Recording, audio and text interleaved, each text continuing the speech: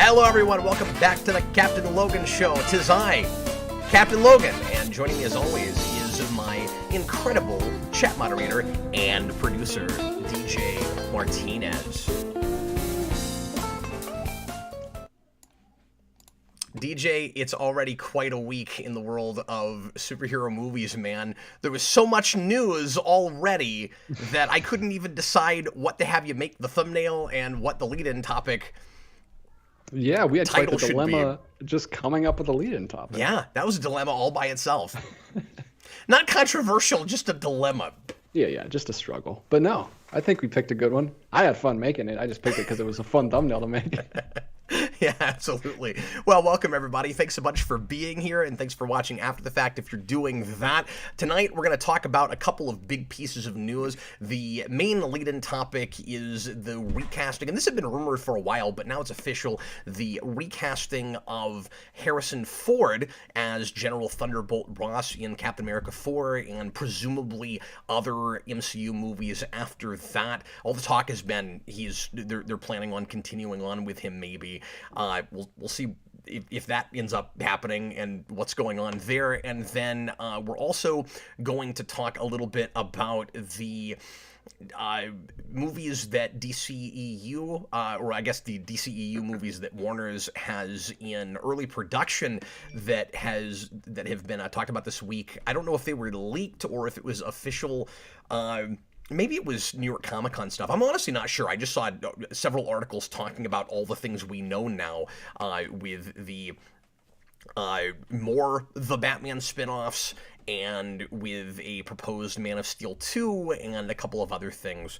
And that there might even be some credence to the crazy talk Dwayne Johnson had last week with, I can promise you that I'm going to fight Superman. So we'll talk about all of that. It's gonna be a weird evening. Anyway, once again, thanks for being here, folks. If you want to ask us any questions or throw any topics our way, you can leave a super chat in any dollar amount during the show. That guarantees that your topic is discussed, and we thank you from the bottom of our heart for continuing to help keep the train running along here on Geekvolution and helping to make this the thing I do for a living. You guys are wonderful. Really appreciate you. And if you can't do that or don't want to do that, don't worry. We will try to hit some pre-written questions as well, and you can leave those without a super chat in the comments. Make sure that you tag DJ because he is the question answering guy. Make sure to tag him at DJ Martinez. I'm the question asking guy. You're the question answering guy. Oh, did I say asking? Well, no, but you Yeah, did I say answering guy? Yeah. Don't put that on me. I don't want that responsibility. This is the Captain Logan show. So. One of these weeks, I'm just gonna flip it. No, Have I ever done that? I've never modded you. I think I have. I think I modded you once. I don't think so, because I think that would be a nightmare that I would probably remember. Oh well, it's the right month for it. People they would throw me through the ringer. They'd ask like comic book questions. I have no idea what to say. I would just have to make up stuff. It'd be Star Trek all night long. Oh gosh, that would be hilarious. Make sure to tag. I'm just sitting here going, can I say something? I can answer that.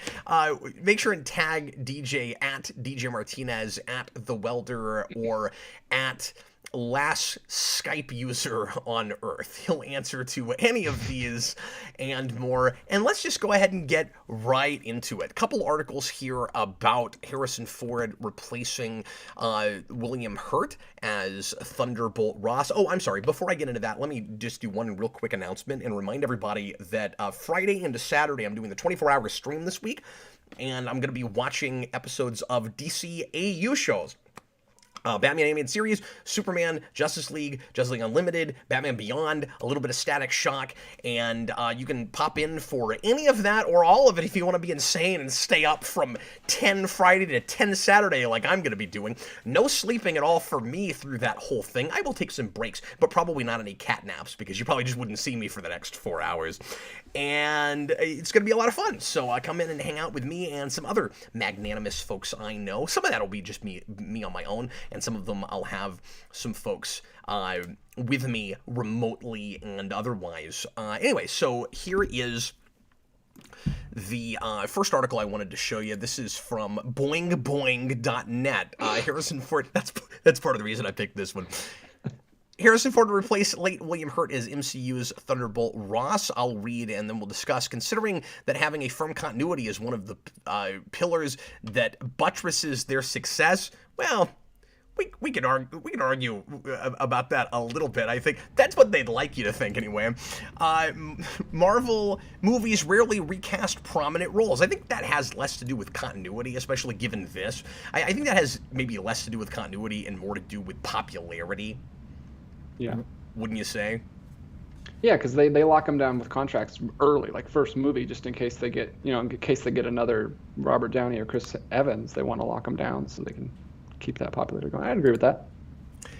Outside of a few rare occurrences, such as Terrence Howard getting swapped out for Don Cheadle in Iron Man 2. Also keep in mind that's before it's The Big Machine 2. That's their third movie. So like they don't have practices set up yet. They don't know how exactly they're handling everything.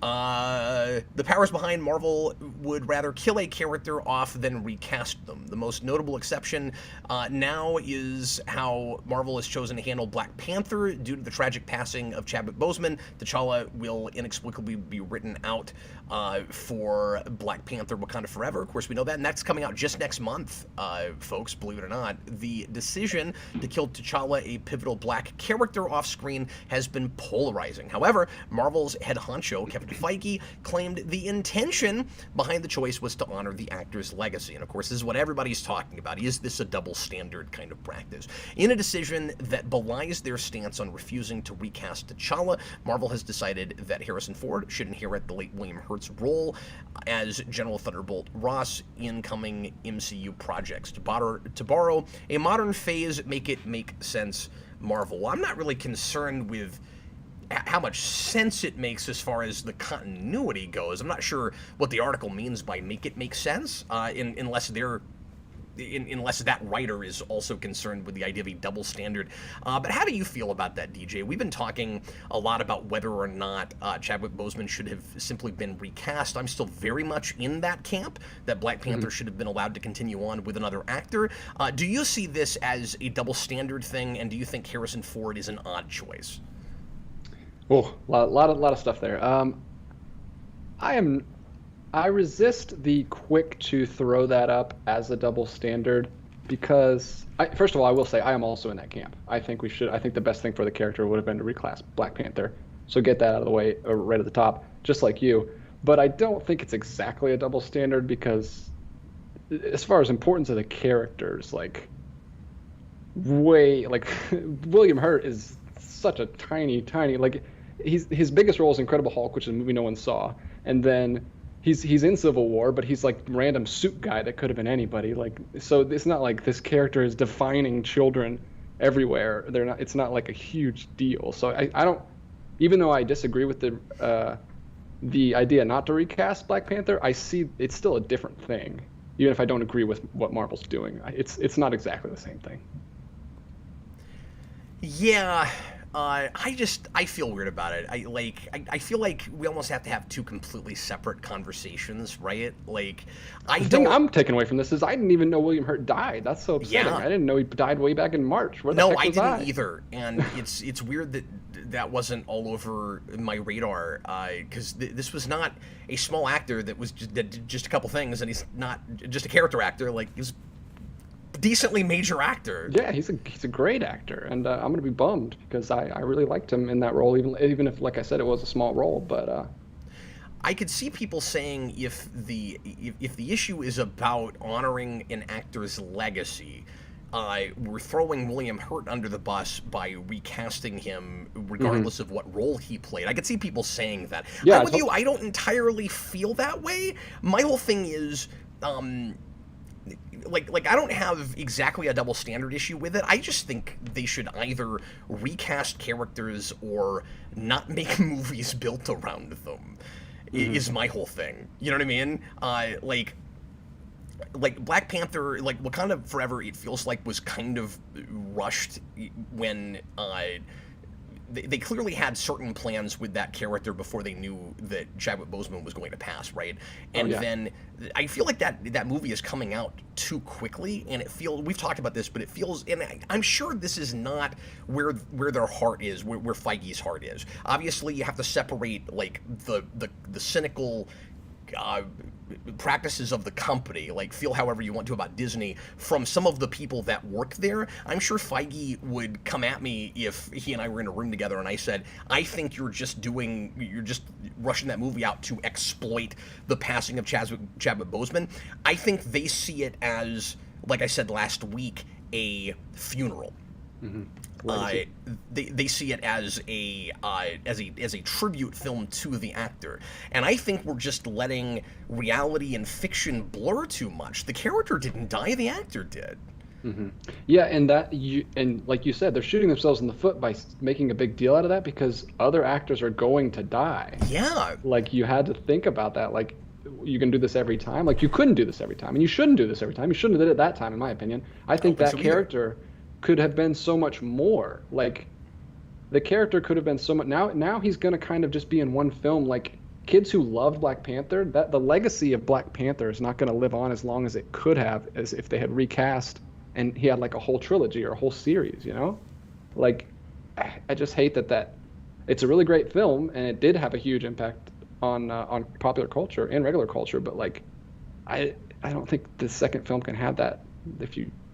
Maybe if the second Black Panther really catches on, but I don't know. It's going to be really hard to capture lightning twice. Yeah, well, and I hope it's great, and I try to take every film on its own basis, so I'm not walking in there going, and I've been pretty positive on the trailers, like, I'm not going to walk in there going, well, you should have recast, so I'm against this movie. I hope it's great, and I hope that ensemble or whoever, and whoever is the new, obviously female Black Panther, can maybe capture kids' imaginations the same way that Chadwick Boseman's did. At the same time, and I don't mean to make this whole thing just about that, we'll talk about Harrison Ford, but I feel like we have to go back to this for a second because it's impossible not to talk about it, right? We have to talk about why they're willing to recast with other characters, but not this one. And I just think that their logic is real flawed with it. It's bad in a narrative sense. And I don't mean to be crass when I say this, but the timing is all wonky. So we get to the end of Endgame, and Black Panther has come back from being dusted, only to immediately get killed off screen. Like, the last time we saw him, he just came back from the dead. Like half the universe did.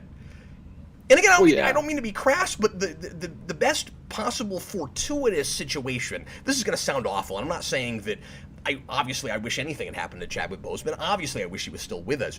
But yeah, that's the best case scenario, is he doesn't die. Chadwick Boseman's still with us, but it's too bad that the universe couldn't have just played it out such where this, like, I don't know how to say this without sounding crass, but where you couldn't have used that actor in game. Right? Like if he had been dusted and that's how we killed him, it actually would have been kind of nice if a major superhero had died that way.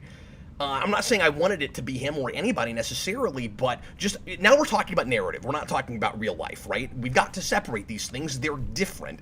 And it does feel a little easy that all these people get dusted and then they like everybody gets to come back.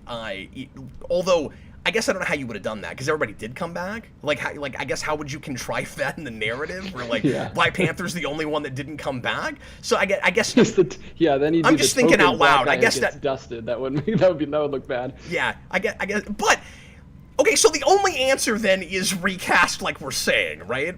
So anyway, here's what's really strange about it. So we won't recast Black Panther because somehow that's unfair to Chadwick Boseman because he made that character what it was. And people, of course, compare that to Superman with Chris Reeve and say, like, if Chris Reeve had died, you wouldn't recast. I say you do. Maybe you wait a while if you don't want to make a movie right away. But I don't know. Me personally, there's not a character that I wouldn't recast. I even said, by the way, when Heath Ledger died, that if the story that they really wanted to tell involved the Joker, they should have recast Heath Ledger. And that is a taller order, right? Like, that's way riskier, and maybe you wouldn't find somebody that would bring the right performance to it where you'd buy it was the same character, because you wouldn't want somebody to just do a Heath Ledger. I do feel like that's a somewhat different situation with somebody like Chadwick Boseman. I don't want to lessen the impact of his performance. I think he was wonderful, DJ, but I think that is an easier part to recast and find somebody that's not doing him, but that you would still buy in the role in the same way you did with the two roadies. Like, I liked both of those actors. They're doing somewhat different things, but I'm buying them as the same character. Yeah, you're not taking away from his performance, but Joker is more of a character actor performance. Yeah. And so it's impossible. It's hard to do your own thing when he's doing such a distinct thing. You know, I think we're saying the same thing. Yeah. But yeah, I'm pretty much on. But we're we're speaking specifically for the best thing for the story. Obviously, pay your respects in other ways to the actors, but just the best thing for your narrative moving forward, I think, would just be to keep it going. I always had a problem with this, going all the way back. I hate anytime there's speaking of Dark Knight, I had a big problem when they recast, I almost said Katie Holmes, whatever her actual name is, the character, Rachel Dawes. Rachel! I didn't like when they recast Rhodey at first. Now I like him a lot as it's gone on. I never liked Ruffalo, so I've always had a problem with this. But those are different. Those are just people not getting along. These are like the actors actually passed away, which is really sad. But also, you're not saying they shouldn't have recast. Your issue was just you didn't care for the recasting at the time, right? Like, are you saying? Okay, it's just hard for me. I'm not saying it's a problem. I'm just saying. Because what would your principle be? Just write the character out, like. No, that's Marvel's principle now. I'm not saying I have a principle against it. It's just tough for me. We actually have a super chat from. That's Marvel's principle, apparently, with a character that is too popular and too in the zeitgeist, I guess. I feel like, real quick, I feel like the best tribute for the actor is to keep his character alive. Because we've talked about this, of course, but we can't go back in time and talk to him and find out what he would want. But I have a really hard time imagining that Chadwick Boseman would have said, I'm taking it to my grave. Like, mm-hmm. Yeah, when he had those articles that came out that his brother said that his brother would have wanted it to carry on, which is what I think, because it was such a big, important character for a lot of little kids. And they weren't done with it. There was plenty left to do with that character. Also, sorry, go ahead. Well, I was just going to say, at least when Nolan... We'll get to the Harrison Ford thing, my apologies. At least when... But this just feels weird because, okay, they will recast sometimes. I get why you're saying it's not exactly a double standard because the kinds of characters we're talking about are different. But if you're... Yeah. Okay, so it seems like with Thunderbolt Ross, the only reason that they're recasting, and it feels like stunt casting to me. Let me get that out of the way. It seems like the only reason we're doing that is because there's a. Yeah, and because Red Hulk was big in the comics, and everybody's assuming that Captain America 4 is going to do Red Hulk. I'd be really surprised if they didn't. Why have Thunderbolt Ross? That would be the easiest character to write out, right? Like, if you felt weird about recasting characters, it just makes it seem like this is only about Black Panther and nothing else, which is why we're still talking about it. Then why not just write him out? Well, because Red Hulk's a character people have heard of that we haven't done yet, so we have to recast him, and then it feels like kind of cynical business stuff. Even though I think he should be recast if they want to use him. So it only feels frustrating going the other way. And like I said, it's stunt casting, and it feels weird because if you are going to continue to recast some characters, why would you go to somebody as old as Harrison Ford? Like, now we're in a Picard situation. Like, okay, so you're going to cast an 80-year-old actor for a movie that's in pre-production right now, and your plan is to have him in other movies, apparently. You don't even know how long you're going to have him, so are they going to recast a third time if he happens to pass away in the next couple of years? Like, again, I don't mean to be crass. Maybe Harrison Ford will make it to 100, and he'll still be working that entire time. But you don't know that, and William Hurt wasn't that much younger than him, or that much older than him. How old was William Hurt? I'll look that up. William Hurt is younger, according to Mitale, who gave us a super chat. He said, the funny thing about the Ross recasting is that Ford is a decade older than William Hurt. Oh, yeah. 8 years older.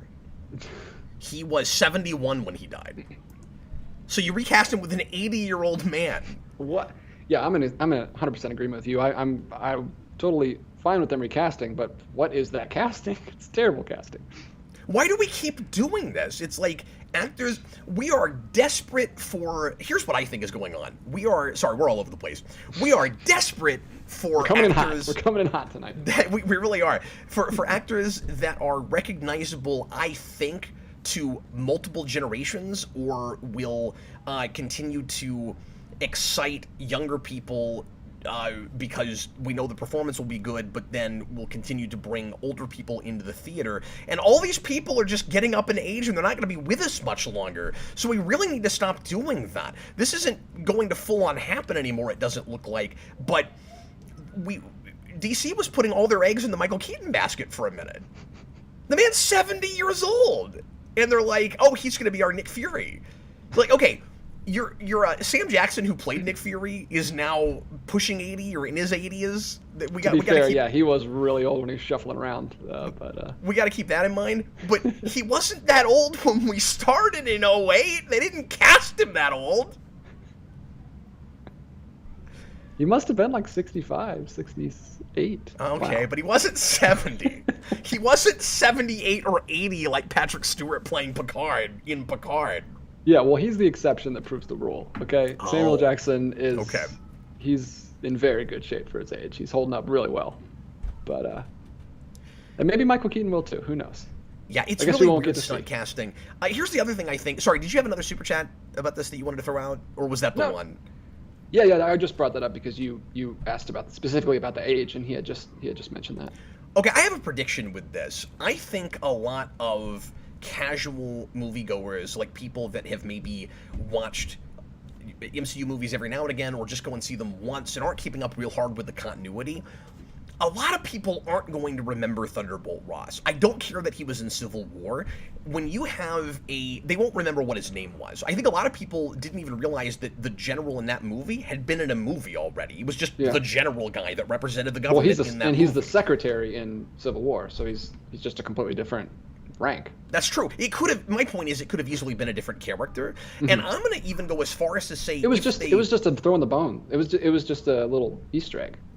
Yeah, let me say this real quick too. A lot of people don't. It's not like they even really talk that much about Hulk or Betty Ross or anything in that. Like, and it's so weird that it is Ross in that because Hulk's not even in that movie. Yeah. But isn't it? I don't know, isn't it a little weird if this whole thing, and we're speculating to some degree, but I'll be shocked if it's not Red Hulk. And I'm sure what they're thinking is, well, yes, he's 80 years old and he just filmed a big action movie and he doesn't want to do that kind of thing anymore, but Red Hulk will be all CG, so all he has to do is get transformed and then he's running around, just doing the voice. Yeah, doing a voice, or maybe he does some motion capture, but not a lot. Because that's what I want. I want Harrison Ford doing voice acting that he's not excited about. That'll be great. Yeah, well, I've heard some people say, like, this is perfect casting because Thunderbolt Ross is this character that, like, can't give two craps a lot of the time, and he's going to be played by an actor that probably will feel that way about the role. Who knows, but we all know what Harrison Ford is like, and he probably just took this because somebody gave him enough money, or maybe he's working with somebody that he likes or something, who knows. But don't you think that... So first of all, again, I'm jumping all over the place. People are going to go see that movie, and they're not going to know that this is the same character from Civil War, much less Incredible Hulk. And now he's just going to be General Harrison Ford. Right, like it's just it's stunt casting, because we do that a lot, right? This will be the first time that we went for a big A-list actor that everybody's heard of and made them a supporting player or a villain, which we've done several times, but it'll be the first time that we've recast someone with someone more recognizable that was already kind of cast that way, where you have a veteran actor that people were familiar with. Oh, isn't it cool? You got William Hurt, that, they give credibility to the role, right? Now it's Harrison Ford, who's a couple steps above that, and everybody knows who that is, and would give credibility to your role if it didn't seem like stunt casting, at least to somebody like me that can kind of see what they're doing. So I think if they wanted to have Harrison Ford be Red Hulk, there's no good reason it couldn't just be another character if they wanted to be consistent about recasting. Again, I don't mean to be a hypocrite. I want them to recast characters if somebody dies and they want to keep them around, but they could have... Something about this feels real tone-deaf to me, by the way, that they announced this like a few weeks before Black Panther 2 comes out. Like, there's a lot of people that see this as a double standard and are irritated about it. And if they were paying attention to that and they wanted to be a little smarter about it, couldn't they have just given him a different character name or found another general in the comics somewhere and let somebody else be Red Hulk? Like, I don't know what their plans are story-wise with that, but Red Hulk's not like this beloved character in comics. Like, some people really like him, but a lot of people are on the Jeff Loeb doesn't know what he's doing bandwagon and think that run was awful. So, like, even though that's a character that is very related to Hulk and there's some kind of, poetic, almost Shakespearean reasons that it is Ross in the comics, I don't know that it has to be in the movie necessarily. I'm just looking at at all possible angles of this. So I wanted to get that out there too. But I guarantee you, dude, a lot of people are going to go to that movie and go, oh, Harrison Ford's playing this new character who's going to turn into Red Hulk. And I didn't know that... I didn't remember that Betty Ross had was a character, much less that she had a father that was a general. Yeah. Nobody knows any. Like, Incredible Hulk is one of my favorite movies in the MCU, and we have gotten rid of everything from it. Like, we brought back Abomination, but do we even bring back Tim Roth? Is Tim Roth doing it? Yeah, no, I don't think so. I can't remember because I haven't watched that, so I don't know. Yeah, I know he's in She-Hulk. They are bringing back the leader, so I mean they're bringing back all that stuff in different things, much of which doesn't have that much to do with the Hulk. So.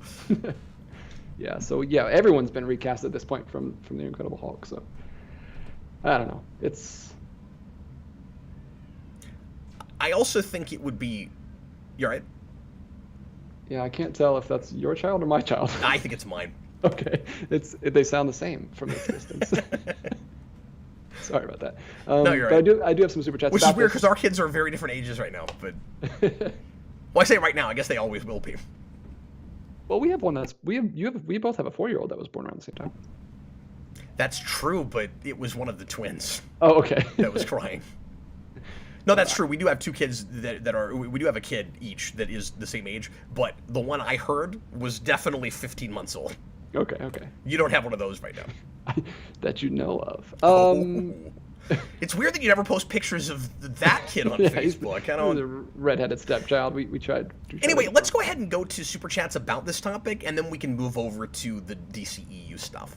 So I've got one from Checkers the Inventor, $5. Do we ever really buy that a recasted character is the same character? I've always had a very hard time with it, fair or not. So yeah, exactly what I was saying earlier. It's always tough for me. Very often it does feel a little bit retconny because an actor has to bring their own uh, performance to it while building on what somebody did before. I don't have as difficult of a time with it usually as you seem to, DJ. For me, the operative word here is portrayal, right? An actor is not a character; they are portraying a character. They are bringing a thing from page to life with their own interpretation, and so I don't know. I tend to see. And not taking away anything from performance or from visual art, but I'm such a prose guy. I come so much from a writer place that I see everything as adaptation of what a writer had in mind on a page, and it's all interpretations. So as long as the writing is pretty consistent, or there's a good transition as we're writing to one character and then or to one actor, and then we're writing to another actor, it is easier for me to see that character as the same person. Yeah, I guess it's just. I mean, I'm not. Yeah, I'm not stupid. I know how movies are made, but No, but I'm it's not saying you're just, stupid. I'm just saying no, that, no. that's the reason that it doesn't throw me off as much as it seems like maybe it does you. I don't know. Yeah, sorry, I didn't mean to accuse you. I wasn't saying that, but I'm saying like I know how movies are made. What I'm but saying is DJ is an idiot. what it bothers me is when I really like what the first actor is bringing to the table, and Sure. I don't like what the second actor brings as much. Like with Edward Norton, I thought he was perfect, and then Ruffalo's doing a very different thing that I just wasn't my cup of tea. I don't see them as the same character. No, Yeah. this is all case by case, right? I like they're not, but they're not written the same way either. From the beginning, we're writing to Ruffalo like we've never seen Hulk before, and it feels like they retcon Incredible Hulk just out of continuity. And part of the way they retcon it is by including in the background a deleted scene that should have been in the movie. It's very strange when they're talking about when a Ruffalo Banner is talking about how he tried to commit suicide and it didn't work. That's in that movie, but it got taken out. So yeah, I agree with It's you, Checkers. It can be tough, but I say this, I haven't really experienced this in a long time. Like Iron Man 2, Hulk, and Katie Holmes in Batman Begins was all over 10 years ago. Like Yeah. I'm just talking about like experiences that I had as a different person 10 years ago. I haven't really. Have we had this recently?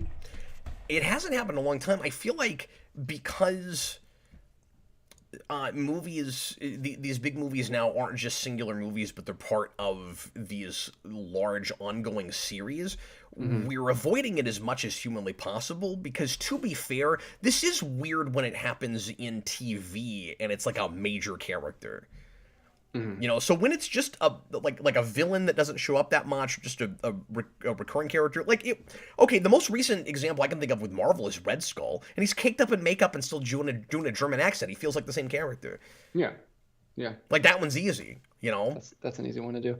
Yeah. Like go back to Star Trek with the Borg Queen. Like, who cares? It's like the second Borg Queen performance is not as good as the first with Alice Krige, because you know who exactly is in that league. But like, it's still a bald lady with a bunch of cybernetic implants all over her body. It's pretty easy to recast that all day long. It's easier, to be fair, where there's a lot of prosthetics. If it's like an alien character or like a robot or you know. Well, the big, huge, bushy mustache that I added to Harrison Ford, maybe that'll help. Maybe that'll sell it. But he's not gonna.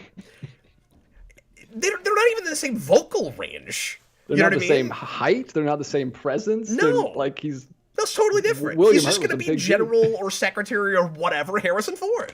General Ford. That's a different person. All right. What's the next one? We've got one from Mutale again.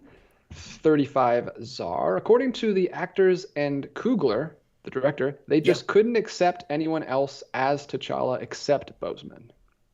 Well, then they were too close to it, and they needed to give it time. Is my opinion, and I'm not there. I always say this, like, I don't want to dismiss people's opinions who were close to the man, knew him personally, all of that. And again, comparing it to Ledger, I get why Nolan felt like he couldn't go right on to a story with the Joker, but he didn't revolve his entire next story around that character. It wasn't. I mean, you couldn't make a funeral for Joker. Like, who would care about that in the no.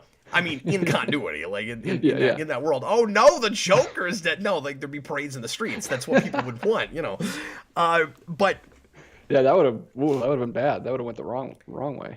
But this just seems a little bit like writing about a trauma or a tragedy before you're emotionally ready to, right? If it were me, I wouldn't do a new Black Panther movie. I would let those characters be supporting characters, and they've already done some of this in some other Marvel properties for a while, and then give it 5 or 6 years, and then see if you're maybe ready to recast it. You could say, okay, well, it would be really weird that T'Challa isn't involved in anything, but you could just say he's busy being king, and there's these kind of side stories that happen with some of the Wakandans, and especially because we're pretty far out from doing another Avengers movie. It would be easy to write around him for a while if you didn't want to immediately recast it.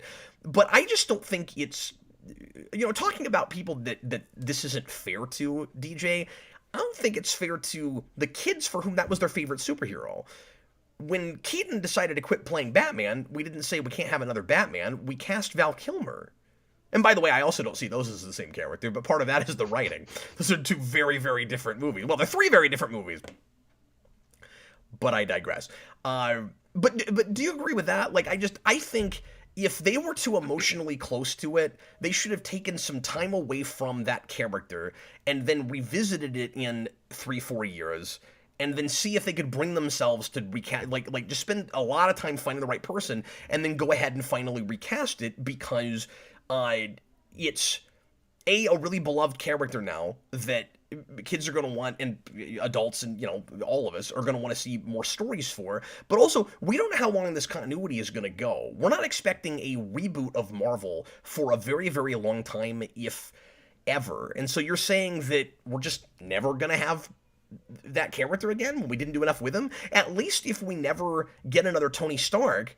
And of course, with multiverse, you could do anything you want to, because they're in a very contrived way doing all these characters. They're the same character in different universes, played by different actors, depending on who's played them in the past, to some degree, like we did with Spider-Man, and like the CW did with actors that there was precedent for, they've played them before. So I don't know why it looks different in this other universe. I guess it's just because he was a different casting choice when he played him before. But so maybe they'll use that whole loophole eventually to get a Steve Rogers again, and a Tony Stark again. Who knows? But if they don't do that, at least Tony Stark got a whole bunch of movies to really flesh that character out, and he got a really good arc, and he got, for a lot of people's money, a really nice send-off, and the same thing with Captain America. And the character of Black Panther didn't get that. Mm-hmm. Now that you said exactly what you just said, I'm going to read the super chat from Mutale. Now I want Sam Elliot back as Ross for Secret Wars, meeting MCU Ross. I actually can't believe they didn't do that, honestly. I can't believe they didn't cast the other Ross from the 2000s. With all the stuff they've been doing lately? Yeah.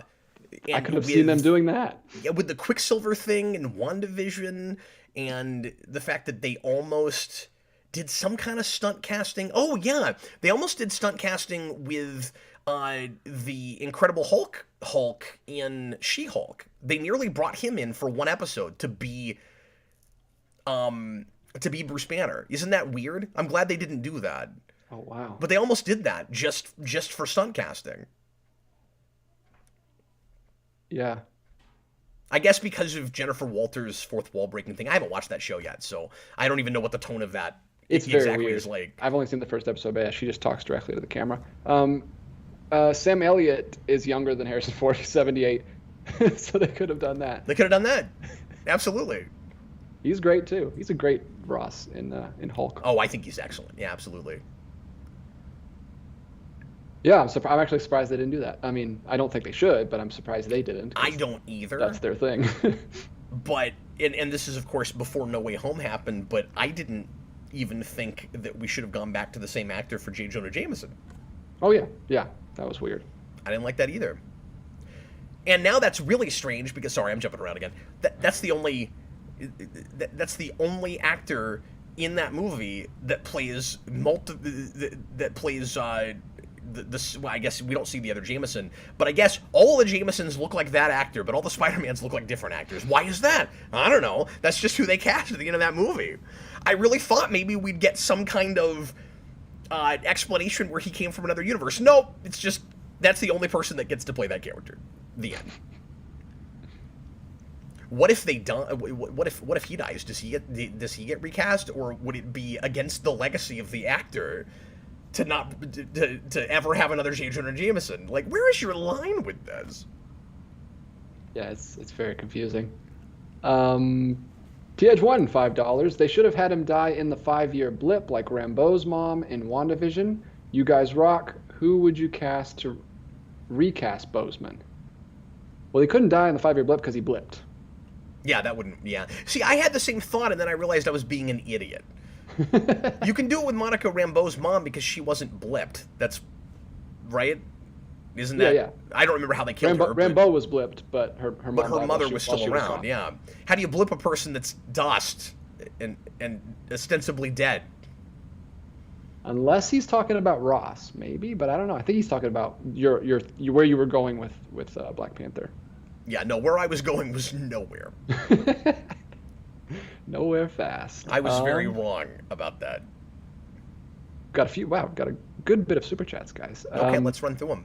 Mutale, another one. Let me also say, we're already 40 minutes into the show. If this ultimately ends up being the majority of what the show is about, we can totally table the DCEU stuff for Thursday, because that could be a whole show all by itself. I just threw them all in here, because I figured we'd get super chats about it. So we'll just play things by ear. Go ahead. Yeah.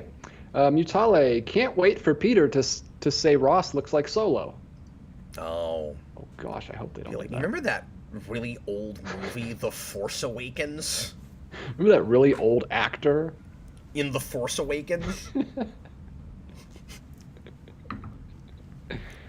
That's not how it works. We got another one from... But real quick, speaking to that, that's not how recasting works. That's not how recasting works.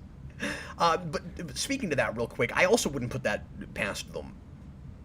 Because they're so self-referential now, MCU in general, and kind of fourth wall breaky. And this is the problem sometimes when you get... Well, I want to say when anything gets this popular, nothing has ever been this popular. Like, the MCU as a whole franchise is unprecedented. And how do you not, in their defense, and when I say they, I mean Feige and the producers and everybody working at Marvel right now, how do you not get a little bit big for your britches? How do you not get a little bit, or how do you not get a little bit complacent about your popularity? Like, look, Pixar did this too. We've been top dog for so long, and our movies always do well, and now they've had a couple of rude awakenings, but they still haven't been huge rude awakenings, right? Like, the failure that was Eternals is still not the failure that was BVS. Or that was especially that was Justice League. It wasn't a 70% drop off the second weekend. They didn't have the kind of resources into that like DC did. So I mean, like they still haven't had those kinds of rude awakenings yet. Unless at some point we find out that the numbers on some of those Disney Plus shows are way worse than anybody knows. Yeah, it's tough. I mean, I guess the second biggest thing after MCU I think would be Harry Potter, and that's also completely went tanked with these new movies, so it's impossible to stay on top forever. Some of it's difficult to, and this is why I know I'm a broken record. I said that when the MCU had a great finale movie but wanted to continue, they should have let it sit for 2 or 3 years before they did anything else. And oh boy, do I feel vindicated for that opinion after how oversaturated all this stuff has been and how mediocre a lot of Disney Plus has been, and even some of the movies since then. But I just think that the MCU is... Well, first of all, I think it's difficult when you've been top dog like that for that long to keep up your creative prowess and to not get burnt out, of course. I think Feige should delegate more. I think he probably should have somebody running the TV side, and he shouldn't have his hand in every single project. I just don't see how anybody would have the time to have the quality control that they would need to have, and to be passionate about every single one of those projects. But I also think that if you're that popular for that long, it's really hard not to start to get into the headspace that your fans have, which is everything you do is wonderful, everything you touch is gold, and it's hard not to kind of buy your own press and to start talking about how great you are, even on accident, even if you're trying to keep up your humility. And I'm not saying that even the biggest problem is arrogance, so much as they're looking too much at what they think the audience wants. So when, like, they're making too many of their choices based on what people are doing, not based on what they're watching, right? It's like if memes get huge, we got to put those in the movie. And if audiences have these huge, big, over-the-top reactions to things we do in movies, we have to advertise the movies showing those reactions on video. Like, I really think the problem right now is that they almost don't see the difference between how the MCU has affected the real world and what the MCU is as a fictional universe, as a living and breathing world. And I'm telling you, this is what killed the CW Arrowverse. They did the same thing. It just happened earlier because they already want real great writers. Yeah, this is something that Connor would complain about. I started complaining about a lot with even before, but like in Black Widow, it really drove him nuts where they kept making a big deal out of how she lands. Yeah. And it was the whole thing where everything that we talk about or reference in universe has to be what we've seen on screen. Nothing ever happens that we don't see. Like, I've only seen the first episode of She-Hulk, and they did this a million times. Like, everything Hulk talked about is what Hulk has done in like the 4 or 5 movies he's been in. Like he talked about Natasha singing him a lullaby. That's how he gets out of it. He like talked, oh, this one time I did this, and of course it's something that we've all seen. Like, you're, by making it seem bigger because you have this big huge continuity, you're making the universe feel smaller because everything that happens is only on these like 20 movies that have happened. Like, reference something that Hulk's done that isn't on screen. Like, has he done nothing else? What's he been doing? It was really frustrating. He was off by himself for so many movies. I know. But every reference had to be something that was in Avengers or Age of Ultron, or when he flew off in he even referenced, I flew off in a spaceship. Or one time I stayed Hulk for like 2 years, but that was when I was in space. Like, we had to reference Ragnarok. It's really obnoxious. No, you're absolutely right. And that doesn't make it feel like a real world. I get taken out. I'm looking at the writing behind it and just the fandom. I don't want to watch a thing and think about the fans. You know, like, that's not what I'm there for. I want to get wrapped up in a world, in a fiction that is a benign lie and makes me believe in these people. And it's been a while since I've full-on had that with MCU. And some projects do this more than others, of course, but that isn't world building, partly because it's a dog chasing its tail, right? But that's not even about, like, okay, we're having this character reference all these things because the MCU remembers its continuity, so look how good it is at continuity, because they can't pat themselves on the back too much for that. Just look at the way they've handled multiverse.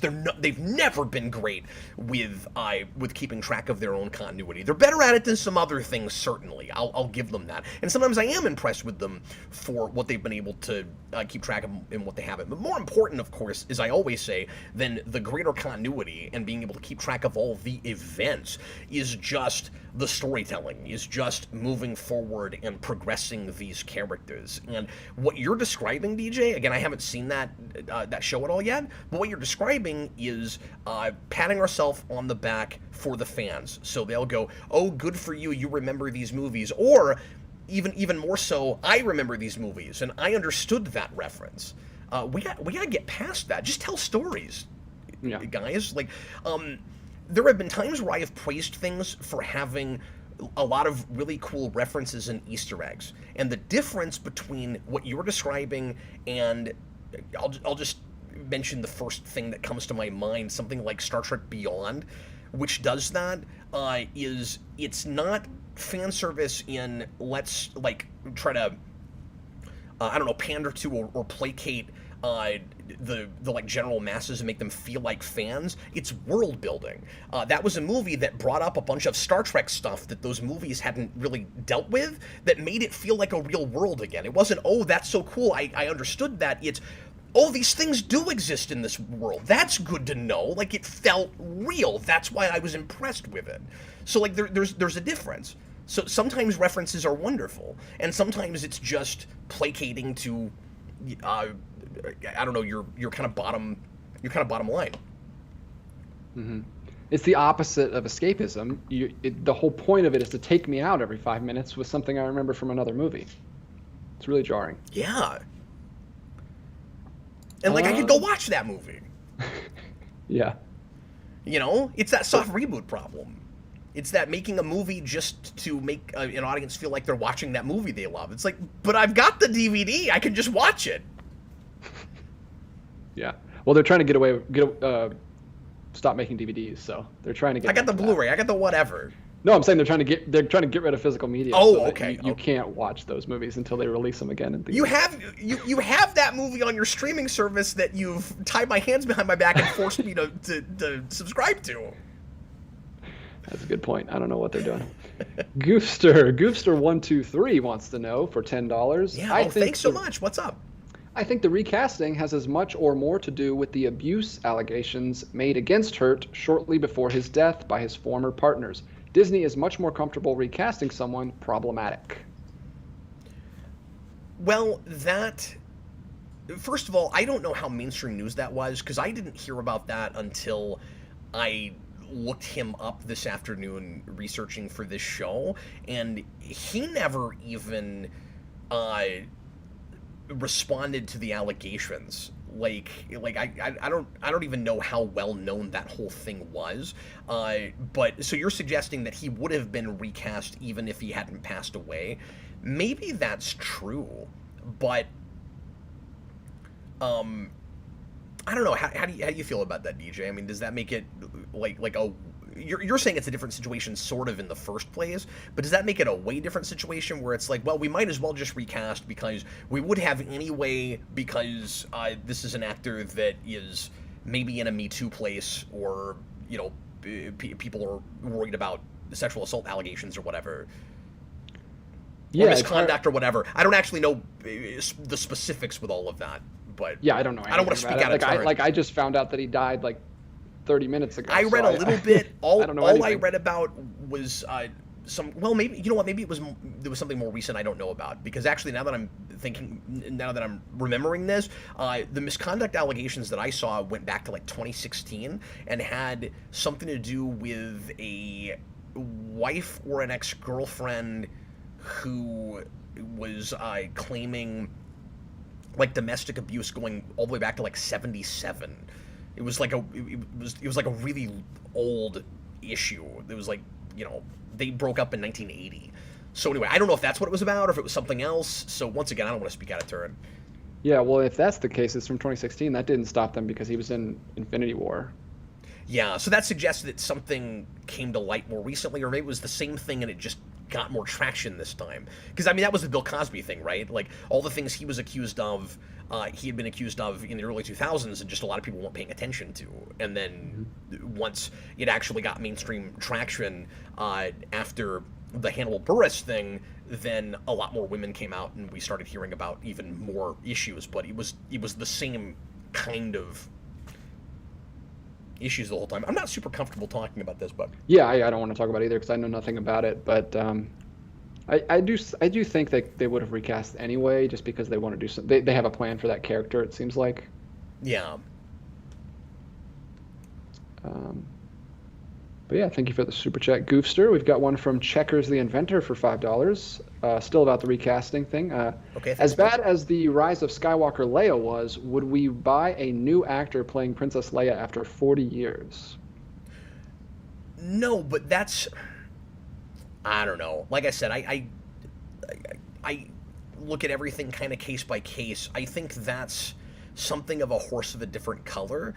The problem with that is your I'm trying to think of how exactly I want to word this, because that's a really interesting case in point. The problem with that is everything about bringing those actors back is about nostalgia and nothing else.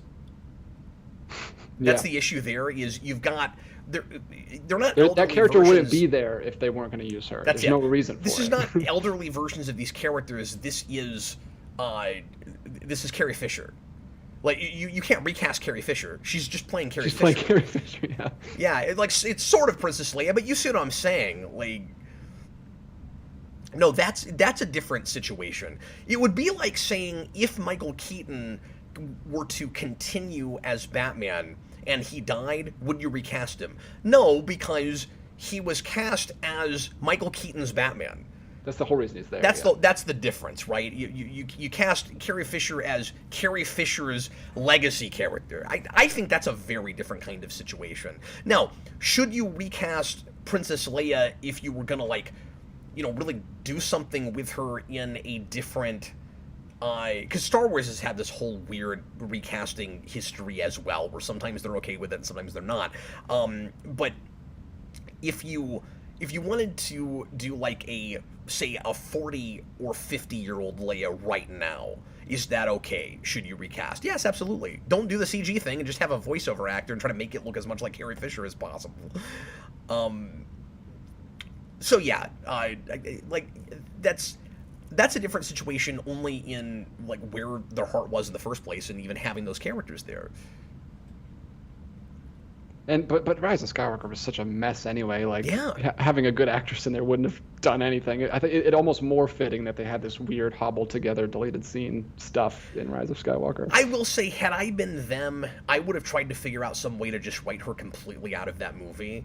I don't think they should have recast it, because that would just take you out too much. It would be really awkward, especially because that character's not even that much a part of that plot, and I don't think she wouldn't have had a ton to do anyway, probably. So would it be better to recast her and just not show that actress's face all that often so that you don't have the awkward writing around the 15 seconds of footage you have and trying to figure out a way to get those lines in that movie that she said that had nothing to do with those scenes? Yes, actually, that would be better, but I think much better would be just write her out completely.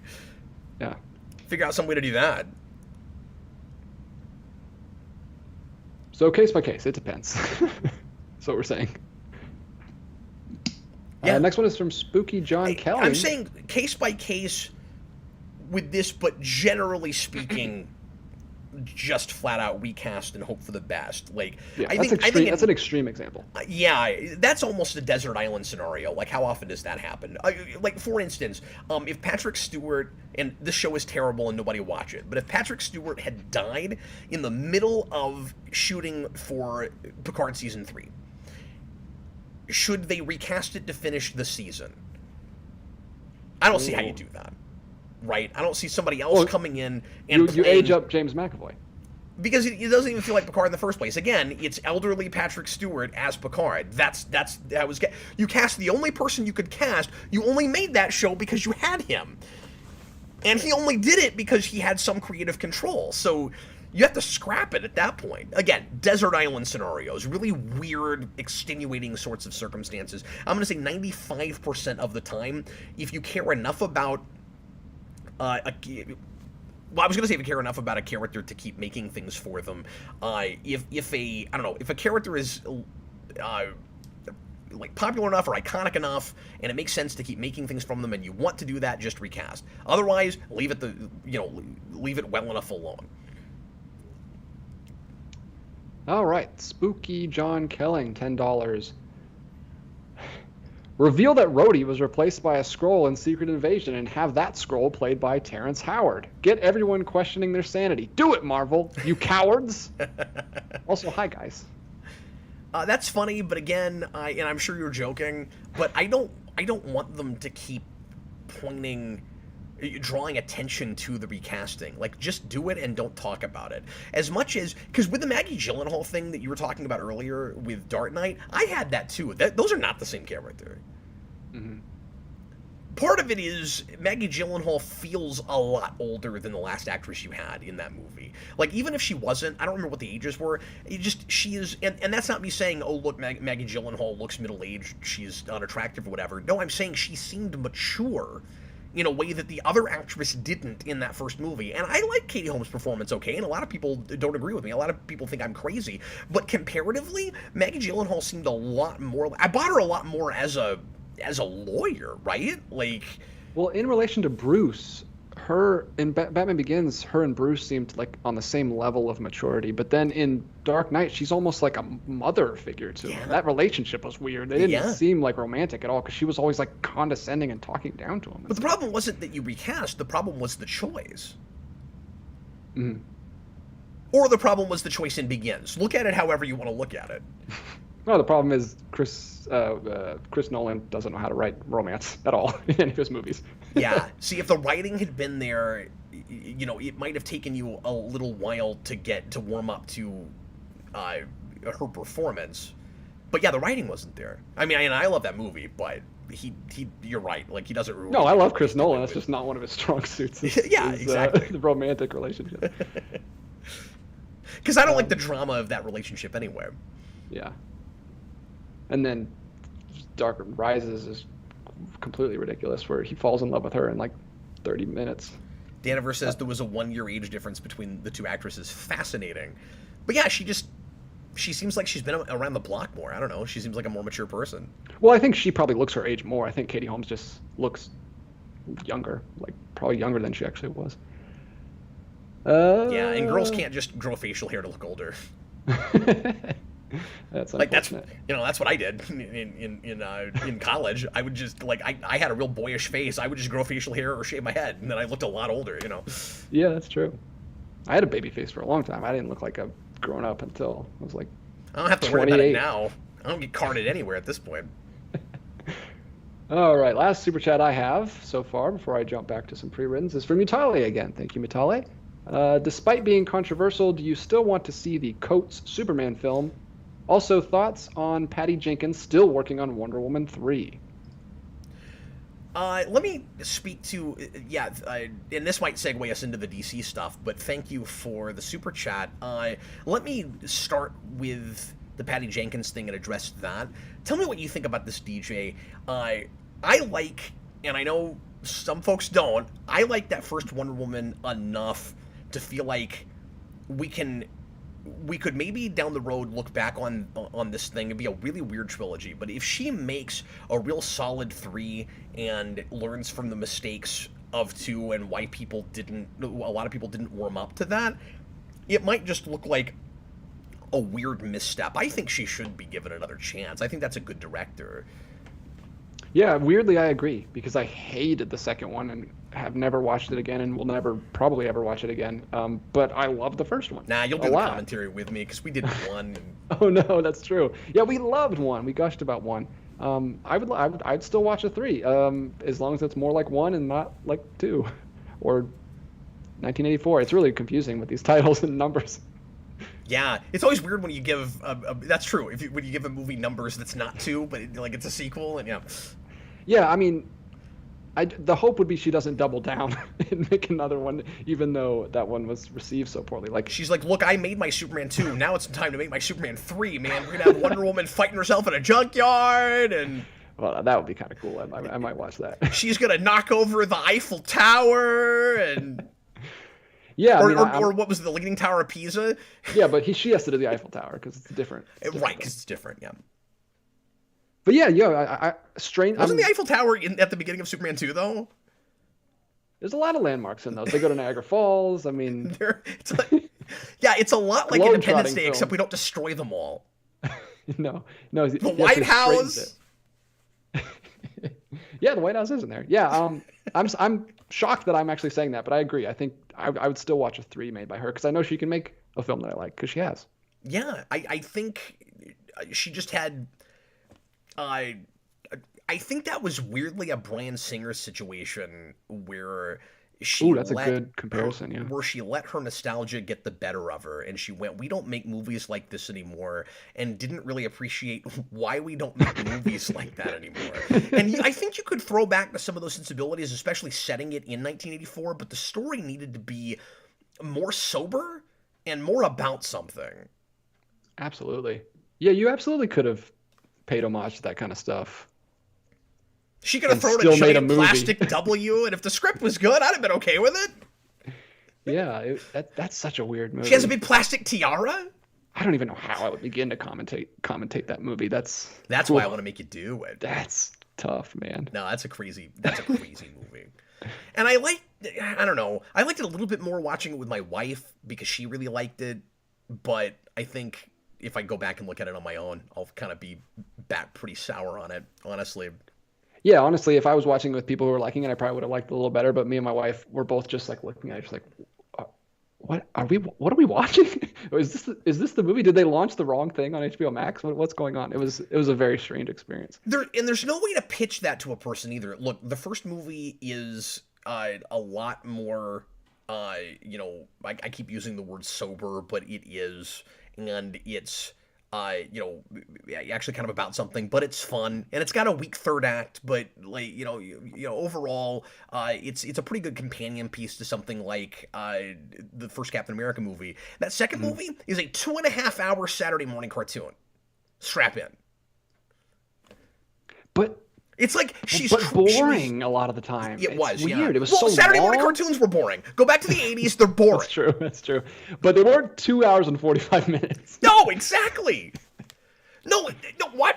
This is great. I've never had this thought before. Watching that movie is like binging Super Friends. That's true. That's very true. You don't want to do with that. But that's the thing. That's kind of what she wanted to do. 20 minutes of Superman fighting a tornado, fine. I don't want 8 episodes of Superman fighting a tornado. I guess she succeeded because that's what she was trying to do. It's such a weird movie. That's what's weird about it is that movie, I think, does kind of achieve what it's after, and then it becomes that third criteria of mine where that was not the thing to do. And you can kind of make anything work, but again, they needed the right story for that because it's just too cookie cutter and doesn't warrant that length. A lot of it's pacing more than anything. If that movie was an hour and 15 minutes, I would have been like, I don't know why that was the choice. That was a weird diversion. Hopefully we get back to the actual story next time. And it seemed to me like she was going out of her way in a weird way. This comparison won't make any sense until I explain it, DJ. To do Winter Soldier, which is to say a movie with the same character in a totally different genre in a totally different time period. Yeah, that makes perfect sense. Anyway, so which is easier to do when you're jumping decades like that, or like 50 years. Absolutely, like that. Yeah. It's not 40 years, I guess. But yeah, I mean, if she had pulled it off, I would have been on board. But it was weird. We got another super chat while we were. Well, hold on, because we didn't finish the rest of that super chat. Oh, duh, that's right. No, you're fine. So we've answered Superman. That. The first part of that was the Ta-Nehisi Coates Superman, and asking if I'm still, or if we're still interested in that. I never was real curious to see that. I was trying to reserve judgment because I could see an eventuality where that surprised us and was a good movie, but it was a dicey thing, and I certainly wanted to see like a regular Clark Kent Superman done well before we did this other alternate kind of Superman. So I'm still open to different weird things like that, but we need to get the traditional stuff done right before we start messing with things like that. What was the question, though? Was it like if we do Cavill, then would you want that, or? It was just, despite it being controversial, do you still want to see it? Yeah, in the particular climate we're in right now, no. As an Elseworlds thing or whatever, or even like a second Superman in continuity, it was pretty clear that was going to be like a Joker or the Batman situation where it wasn't going to be in the DCEU proper. I don't want to see that before we get Superman right. I'm more open to it once we get Superman right. Yes. I'm gonna go to one more. Sorry, sorry, TH1. I have your super chat here. I did not skip it. I was just saving it until we kind of got off the Marvel DC train So because it's completely different yeah, direction. and thanks for the super chat to tell us we missed your super chat. But once again, everybody, DJ does not do the super chats in order. He is keeping track of them. He will not miss one. If we get more toward the end of the show and you're worried that we missed one, feel free to mention it. But we are staying on topic as much as possible. I'm not. DJ is. He's really careful about that. I'm awful about it. Anyway, go ahead. Yeah, we got a lot of Marvel and DC stuff there for a minute. So I was saving yours for right now, TH1. This is from Tom, $5. Besides Fortnite, which has 500 plus universes in it, what is the biggest multiverse? Also, which is your favorite? I mean, I look at most multiverses as infinite, right? So who knows what the biggest one is? It really depends on. I'm not going to give you an interesting answer. Like when you mentioned, because I know you play Fortnite and I don't know anything about that, but if a particular number is thrown out, then that might be one of the biggest of the ones that give you a number. Much of the time, it's infinite, right? Like by definition, the DC one is infinite because it was Crisis on Infinite Earths until it wasn't, until it was smaller, and then that automatically is not one of the largest ones because it didn't have as many. Or it was just one by the end of that, or it had just a few. I can't remember anymore. But then, because I'm conflating the comic one now with the Arrowverse, and I don't know. I've slept since I dealt with all of that. Star Trek's is infinite as far as I understand it. So yeah, I mean you've got the ones that give you a limited number, and then you've got the ones that go on ad infinitum. So who knows what the largest one is? Because a lot of them don't tell you. The whole point is that for every choice a person makes, another universe opens up. So when you have a limited one where that isn't the case, and you just start with a certain number, then you just have a limited number of universes. But very often it's many worlds theory, which is DJ decided to answer your question in order, and then that spun off a universe, and then the world ended. In which we continued the show going down a different path. Maybe we'd have butterfly effect where because I answered that question at a particular time, I answered it a little bit differently, and then somebody left a super chat that they wouldn't have otherwise, which maybe would make the show run 5 or 10 minutes later, which would change my evening and everyone else's evening, and we'd be in a totally different universe. That's many worlds theory. Mm-hmm. But he did say, what's your favorite multiverse? Oh, goodness. Probably DC, just because I like a lot of Elseworld stories, and some of the specific Earths have characters that I like more than the regular mainstream DC Earth, like the Earth 2 Huntress, Helena Wayne, for example. So I don't know, off the top of my head, that's probably one. I also really like the whole Turtleverse idea in Turtles Forever. That one's really fun, where you have Turtle Prime, which is the Mirage Comics universe, and if you go destroy that, you get rid of all of the other iterations because it starts with that. That's the kind of meta stuff I can really get behind and sink my teeth into because it's clever, and because it's not... Let me tack this on real quick because it has to do with what we were talking about earlier. That is self-referential in exactly the right way because all the characters are playing it straight and there's no winking and nodding to the audience. It's simply, you've made the real world in a very creative way part of the fiction. So you and you're making it, because I also find this really interesting, you're also just making it about like the fact that fictional characters come alive to us and how they might respond if they realized they were fictional characters. Like the idea of making a fiction part of our world because a person wrote it, and we as writers have the power to create characters and play God, is fascinating to me. And so when the characters aren't breaking the fourth wall and knowing things about the real world for no good reason, and they play it all straight and they go, oh man, this is nuts, there's this whole multiverse where there's all these other versions of Turtles, why is that? And we have the answer. It's because we live in the world where a bunch of different people wrote those. That's really interesting, that's really fun, and you're able to not break the integrity of those characters and their different worlds in order to tell that story, because you're actually telling a story. And that's how you do fan service on top of making it a real fiction and making me care about characters. That's how you do that. with the multiverse thing. So anyway, that's why that's one of my favorites too, because it showed. What's weird is if Feige and the people at DC would just go back and look at that movie, that's such a blueprint for how to do this, and they don't, and if Arrowverse had looked at that, nobody knows what they're doing.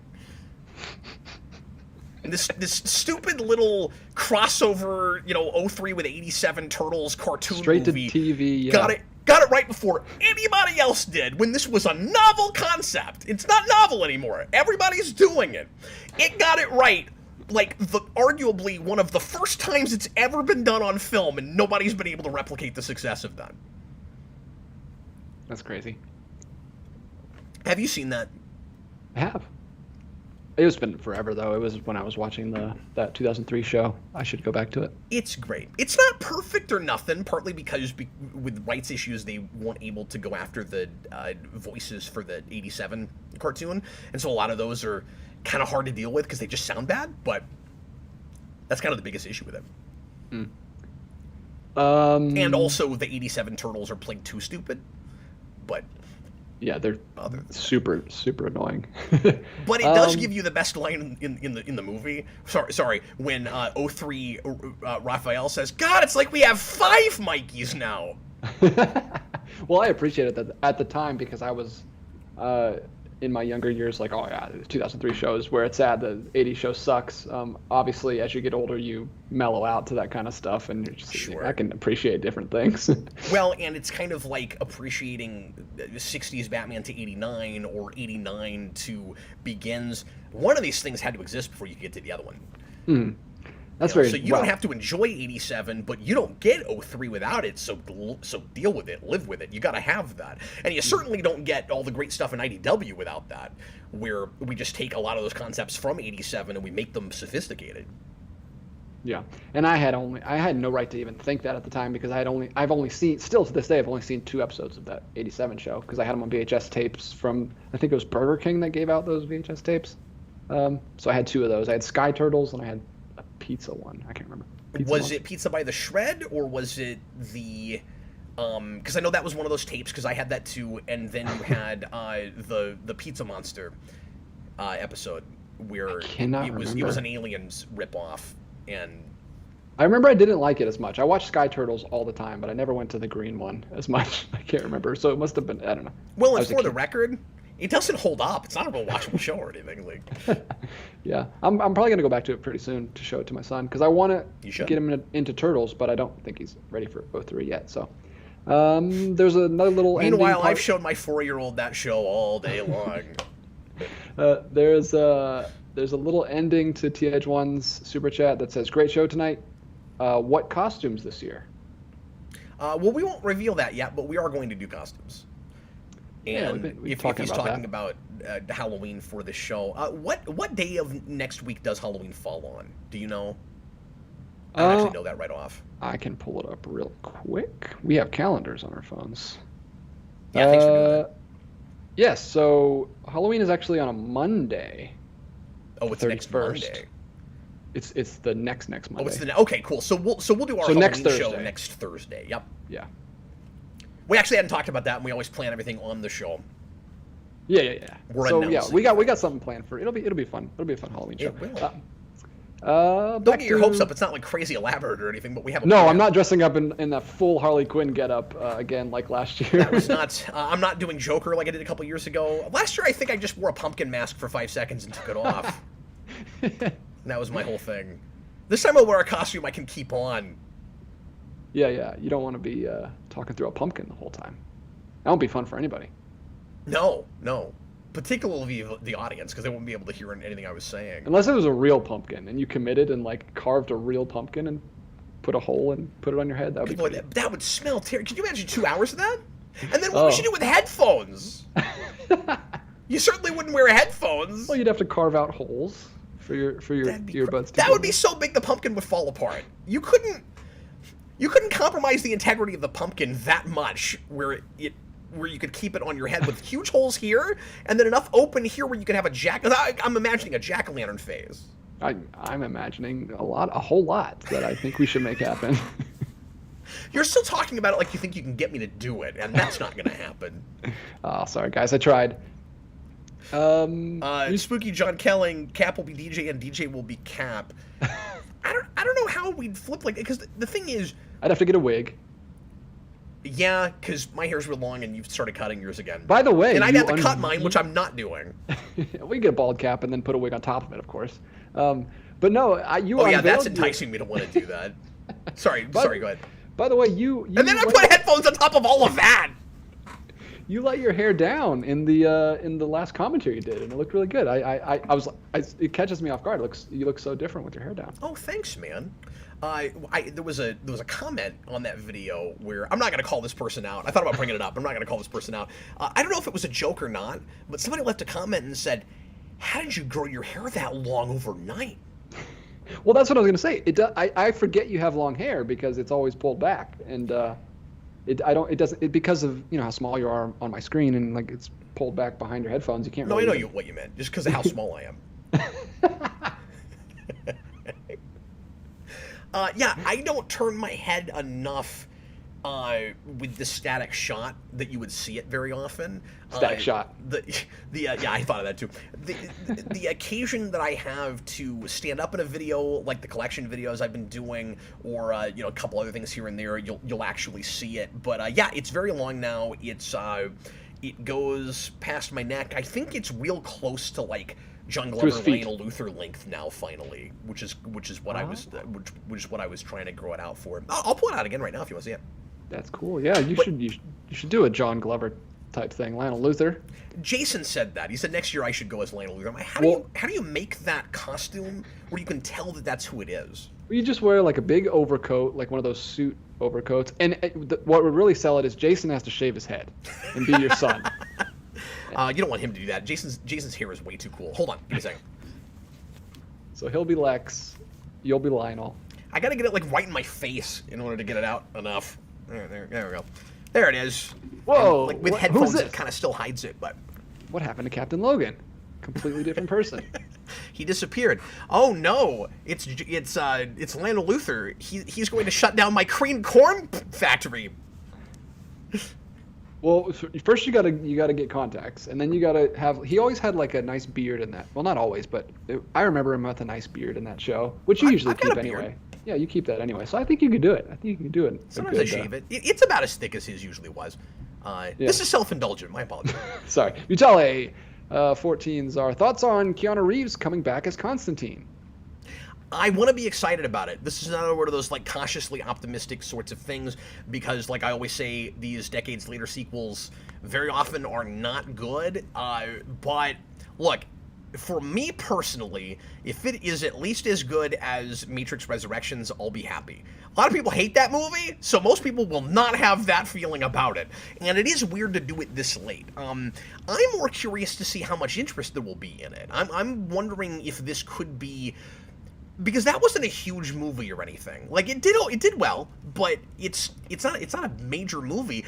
You could have done a sequel to that 3 years later, and I could have seen it doing mediocre to bad numbers at the box office. We've waited almost 20 years now. What, 17? By the time it comes out, it will have been almost 20 years. Is this going to be a Sin City situation? That was 10 years in between, and nobody cared. Yeah. That movie made $5 at the box office. Like nobody cared. My wife and I went and saw it, and we must have gotten a deal because we paid the $5 that movie made. Well, and same thing happened with 300. Yeah. Although the big difference is that 300 was one of those weird in-between-quels. Yeah. And you can never be sure if anybody's going to care about that. 300 screams, don't make a sequel to this. And Sin City screams, well, this is an anthology thing that could go on forever. Like, you could make 5 Sin City movies if the stories were good. They're just vignette films. Mm-hmm. Yeah, is this even capitalizing on Keanu Reeves? Is that why this happened, or did Keanu Reeves just want to do it? Like, it doesn't seem like you would bring up this. There's a lot of other more recognizable things. Well, believe it or not, it's been in development hell forever. There's been talk of a sequel to that for 10 years or more. And they finally have... kind of made it happen. But Keanu Reeves has a history of this now. I think he likes going back to things. I don't know. We got the Bill and Ted sequel. We got the Matrix sequel. It seems like he's just going down his list. Like, he's nostalgic, man. Yeah. Can't fault him. We all have it. Well, that's the thing is when he does it, or at least when he signs on to these projects, who knows why the things themselves get made, but I feel like his heart's in the right place. I feel like it because he's got his John Wick franchise, he's in original movies quite a bit. Like, I don't think he's like preying on people's nostalgia. I think, as you say, he just has nostalgia. I think he just wants to go back to some things.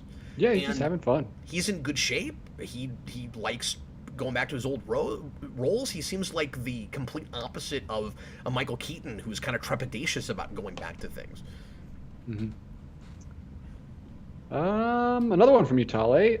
Wow, I can't believe I have to read this. I'll answer it right off the gate. Mutale, favorite Marvel Mania co-host, Eric or DJ? Well, Eric.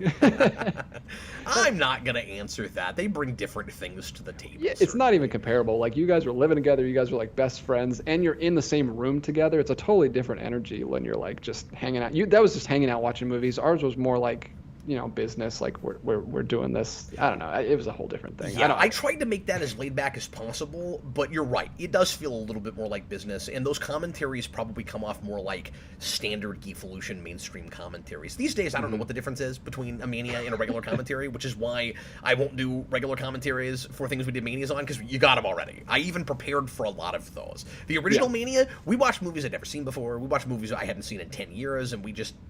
I don't know. Eric is such. Yeah, that was a special thing. That was like a marathon that you got. It was a fun. Nothing will be like that ever. Like no matter how many shows you do, because that was a crazy thing you guys. We shot a lot of those several days in a row. Yeah, like it's just not the same thing. And what we did was wonderful as well. It's just a different thing. And now when we do a thing called Mania, it's basically just a commentary series you get every so often.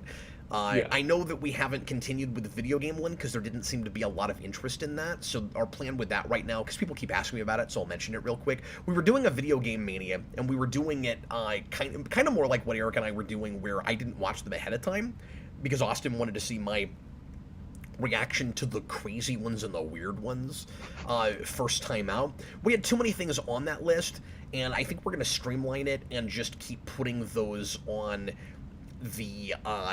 the polls for Fridays instead of continuing a whole series on that. It just didn't seem worth taking up 2 Fridays a month with when not enough people seemed interested. So those of you guys that really liked that series, my apologies for going ahead and canceling it. You'll still get several of those commentaries eventually, but to do it twice a month like that when it was only getting 200 or 300 views didn't really make sense with some of the mini marathons and reviews and things we've done on Fridays where there's more interest in them. It's not all about view count. It's not all about, you know, revenue and stuff, but like if more people like other things that we could be doing, it's hard not to be more enticed to do that stuff because you get bigger crowds and people are happier with the content, and I don't know, I got to strike that balance, you know?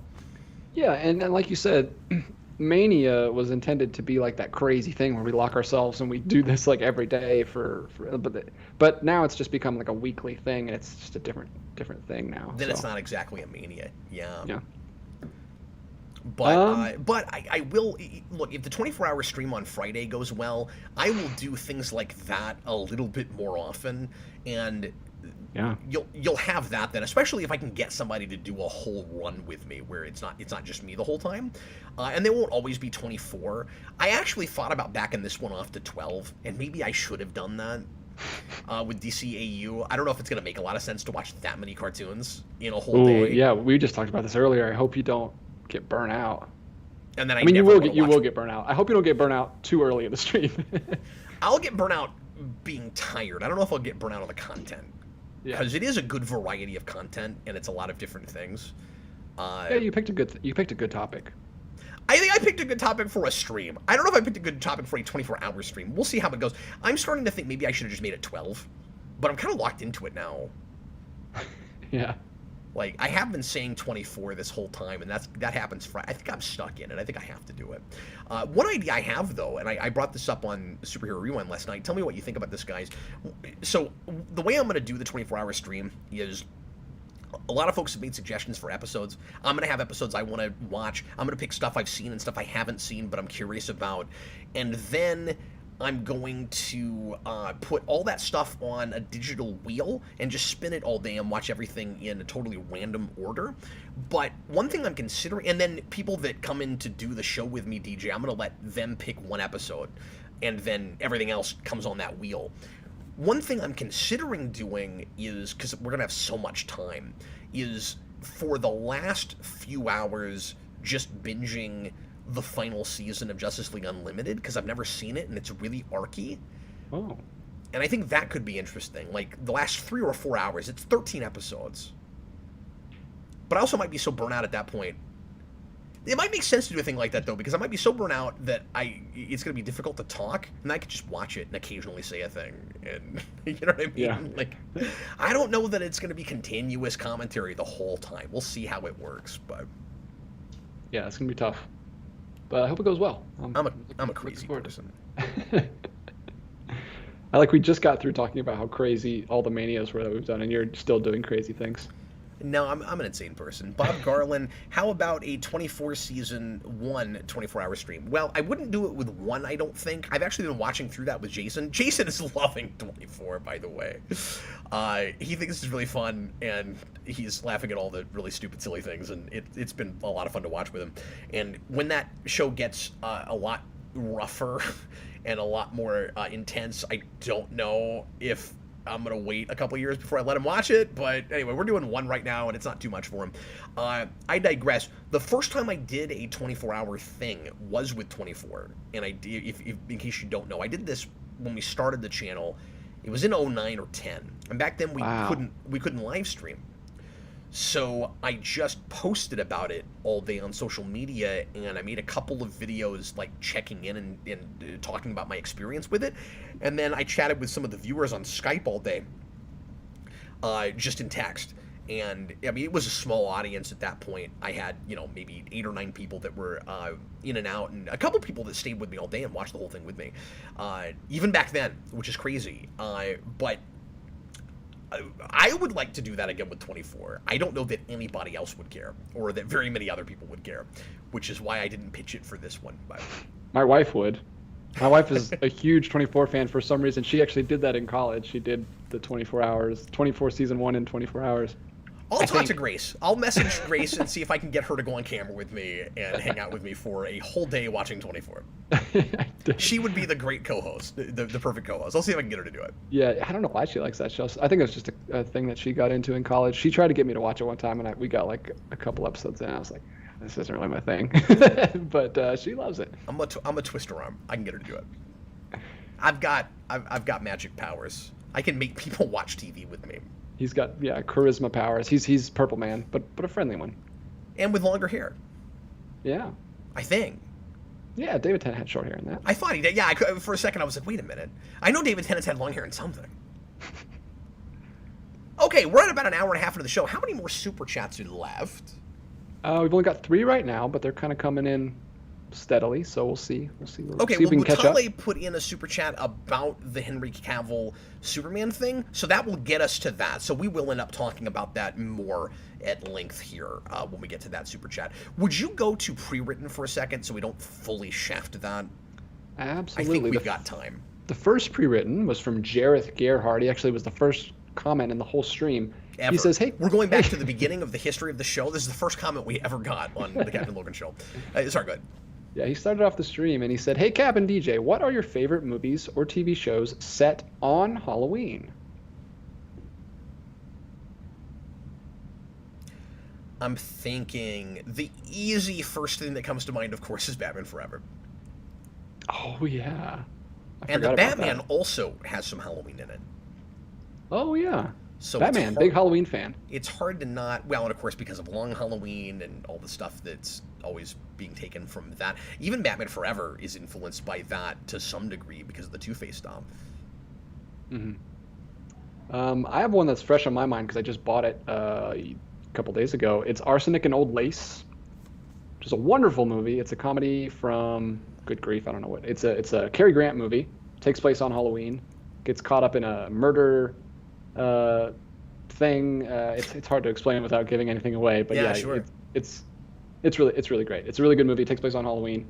And Criterion just put it out this month, so I'm gonna start putting that in the rotation to watch. Maybe not every year, but every few years, because I really enjoyed it last year for the first time. Oh, interesting. What year did that come out? Did you say? I do not know. It is a 40s movie. I do not know. 44. 44. Arsenic and Old Lace. Yeah, it's a fun movie. I'm trying to think of other movies that take place on Halloween. Well, you said movies and TV shows. I like the Buffy episodes set at Halloween because of the conceit of nothing important ever happens with the big bads of the season because demons don't do anything on Halloween. That's the day they take off during the year, and I always like that idea. But the one where everybody turns into their costume is pretty fun. Alex Barron says Son of Mask takes place on Halloween. Oh, yeah. Well, we know what to stay away from. One of my favorites is Adventures of Ichabod and Mr. Toad, which is a Walt Disney Animation Studios film that I always like to go back to every year. That's a You've fun got one. way better deep pull answers for this than I do. Well, you want a real deep pull. Have you ever seen Meet Me in St. Louis? No, I haven't. Meet Me in St. Louis is actually my second favorite Christmas movie, but it starts on Halloween. Oh, it's got that Nightmare Before Christmas thing where you could do either or. You can put wherever you want to put it. It's a good grief. I'm gonna blank on her name right now, but it's the lead actress in Wizard of Oz. What's her name? Gosh, it's a complete doofus right now. Judy Garland. Judy Garland. Yeah, it's a wonderful movie. Everybody watch Meet Me in St. Louis. Well, of course, Halloween's the easy answer, which is why I didn't say it. But Yeah. I mean, that's Well, I think all of the Halloweens. There's like 15 that's true. answers. They're called Halloween. It's true. That's the one thing. Like, if they can't get that right, then they really dropped the ball. What's weird is that the holiday is personified to the point where it can both kill and end. It's very strange. I don't understand how that happens. That's right, Daniverse. That is where the song "Have Yourself a Merry Little Christmas" came from. Wow, interesting. Okay, let's move on. Let's move on to. I'll do another pre-written real quick. We've got one from. Oh, Alex Barron says E.T. takes place around Halloween. I'm not a big E.T. fan, but I forgot about that. That's true. That's true. Yeah, they got the ghost costume on them. Yeah, good call. Also, the Karate doing that Kid. in the Also, the 80s. Karate Kid is another big one. Oh, well, then that would be on my list. Absolutely. Yep. The skeleton Remember costumes. the skeleton costumes? Yeah, I forgot that was a Yeah. Halloween thing. It's such a conceit to put things on Halloween just because it's easy to do like mistaken identity things, or to just have people in weird costumes, or to have a reason for a party that I don't even remember what movies and TV shows do stuff at Halloween because it happens so much. It becomes this real innocuous thing where I don't even remember that it's at Halloween. Mm-hmm. But it's usually just a setting, like where it just happens. It's not usually like integral to the plot. That's my point. Yeah. Except for like I guess Paranorman. Paranorman I've is never on seen that. Halloween. But yeah, it's usually just like, oh, we're going trick or treating, and then something happens. And Is that a Tim Burton thing? no, Paranorman is a Leica Studios thing, the stop motion. Oh, I must be thinking Company. of Frankenweenie. I think that's a Frank Tim and Burton Weenie thing. is that's the other. I've one. never seen that either. I love this from Mad Men. Halloween puts on a sweater. Comes out in 2024. And he sits down and puts on one shoe at a time while he's singing to you. We've personified Halloween, and now it's gone so far the other direction with a pendulum swing. It's Mr. Rogers. I'd see a movie called Halloween is Mr. Rogers. Yeah, who wouldn't? Okay, we want to make sure we've got enough time to talk about the Henry Cavill thing, so... All right, I'll get back to super chats really quick. We have a $2 super chat from Sure. Spooky John Kelling where he says, "Saint Elsewhere, largest multiverse, mic drop." Okay, I've never seen that, so I can't help you out. I don't know what that is, but he's. I can't agree with you. I can't disagree with you either. I've never seen that. Yeah. And then here we go. Mitale 14s are. So Cavill is back as Superman and getting a movie. Yeah, and it's always important to keep in mind these when these things are this early in production, especially with DC. Something could fall apart and this could not end up happening. But I think this and the things that have been announced so far are likely to be the beginning of Zavslav's big 10-year plan. So this probably is happening. What it's looking more and more like is that Zaslav, again, new head of Warner's Discovery, who is beloved by all, Zaslav seems to love the Flash movie, and it seems more and more likely that despite everything going on with all the controversial stuff with help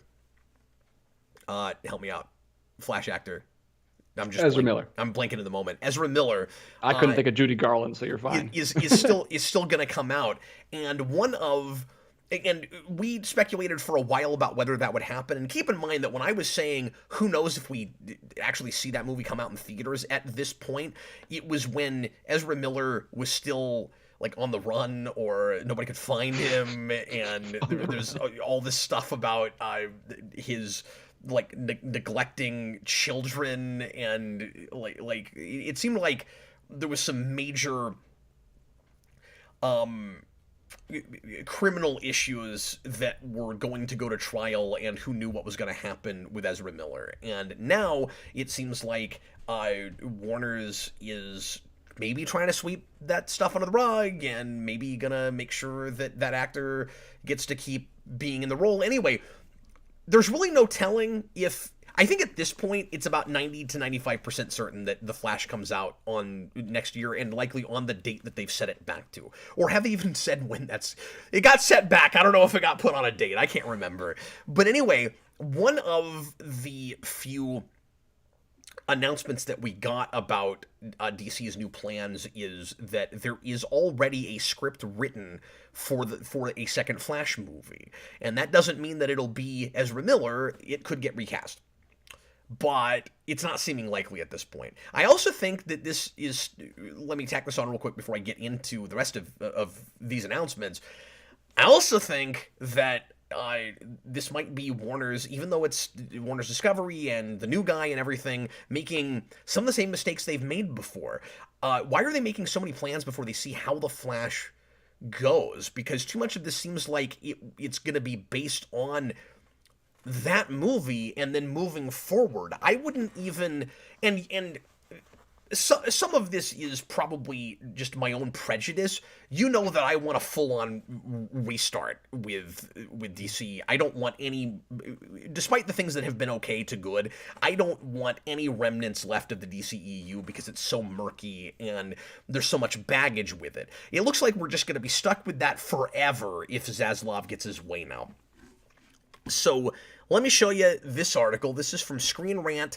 I break down all those DCEU movie updates and reveals, and I'll just kind of rush through these. I'm not going to read this whole article, but Man of Steel 2 is one of the movies that has been talked about, that is in development. It's going to be Henry Cavill. If we are bringing back Cavill, because I've always felt weird about his not getting his day in the sun, no point intended, for getting to actually play a decent version of Superman. It also feels like the time for that has passed, and it is time to recast it and move on and start all over, just like with the Batman. Having said that, if it has to be Henry Cavill, this is... and like, in a perfect world, I'd love to get to see him get to play Superman in a really good movie. But tell me if you agree with this, DJ. I just feel like this is one of those rare exceptions, because I usually don't care for this, where I wish we were full-on rebooting just with the same actor, and just kind of forget about Man of Steel, forget about the continuity of that, not worry about multiverse with it or anything, and just go, he looks like the guy that played him before, but it's a different character. Yeah, just Ghost Rider it. Yeah. Yeah. That's what I wish we were doing.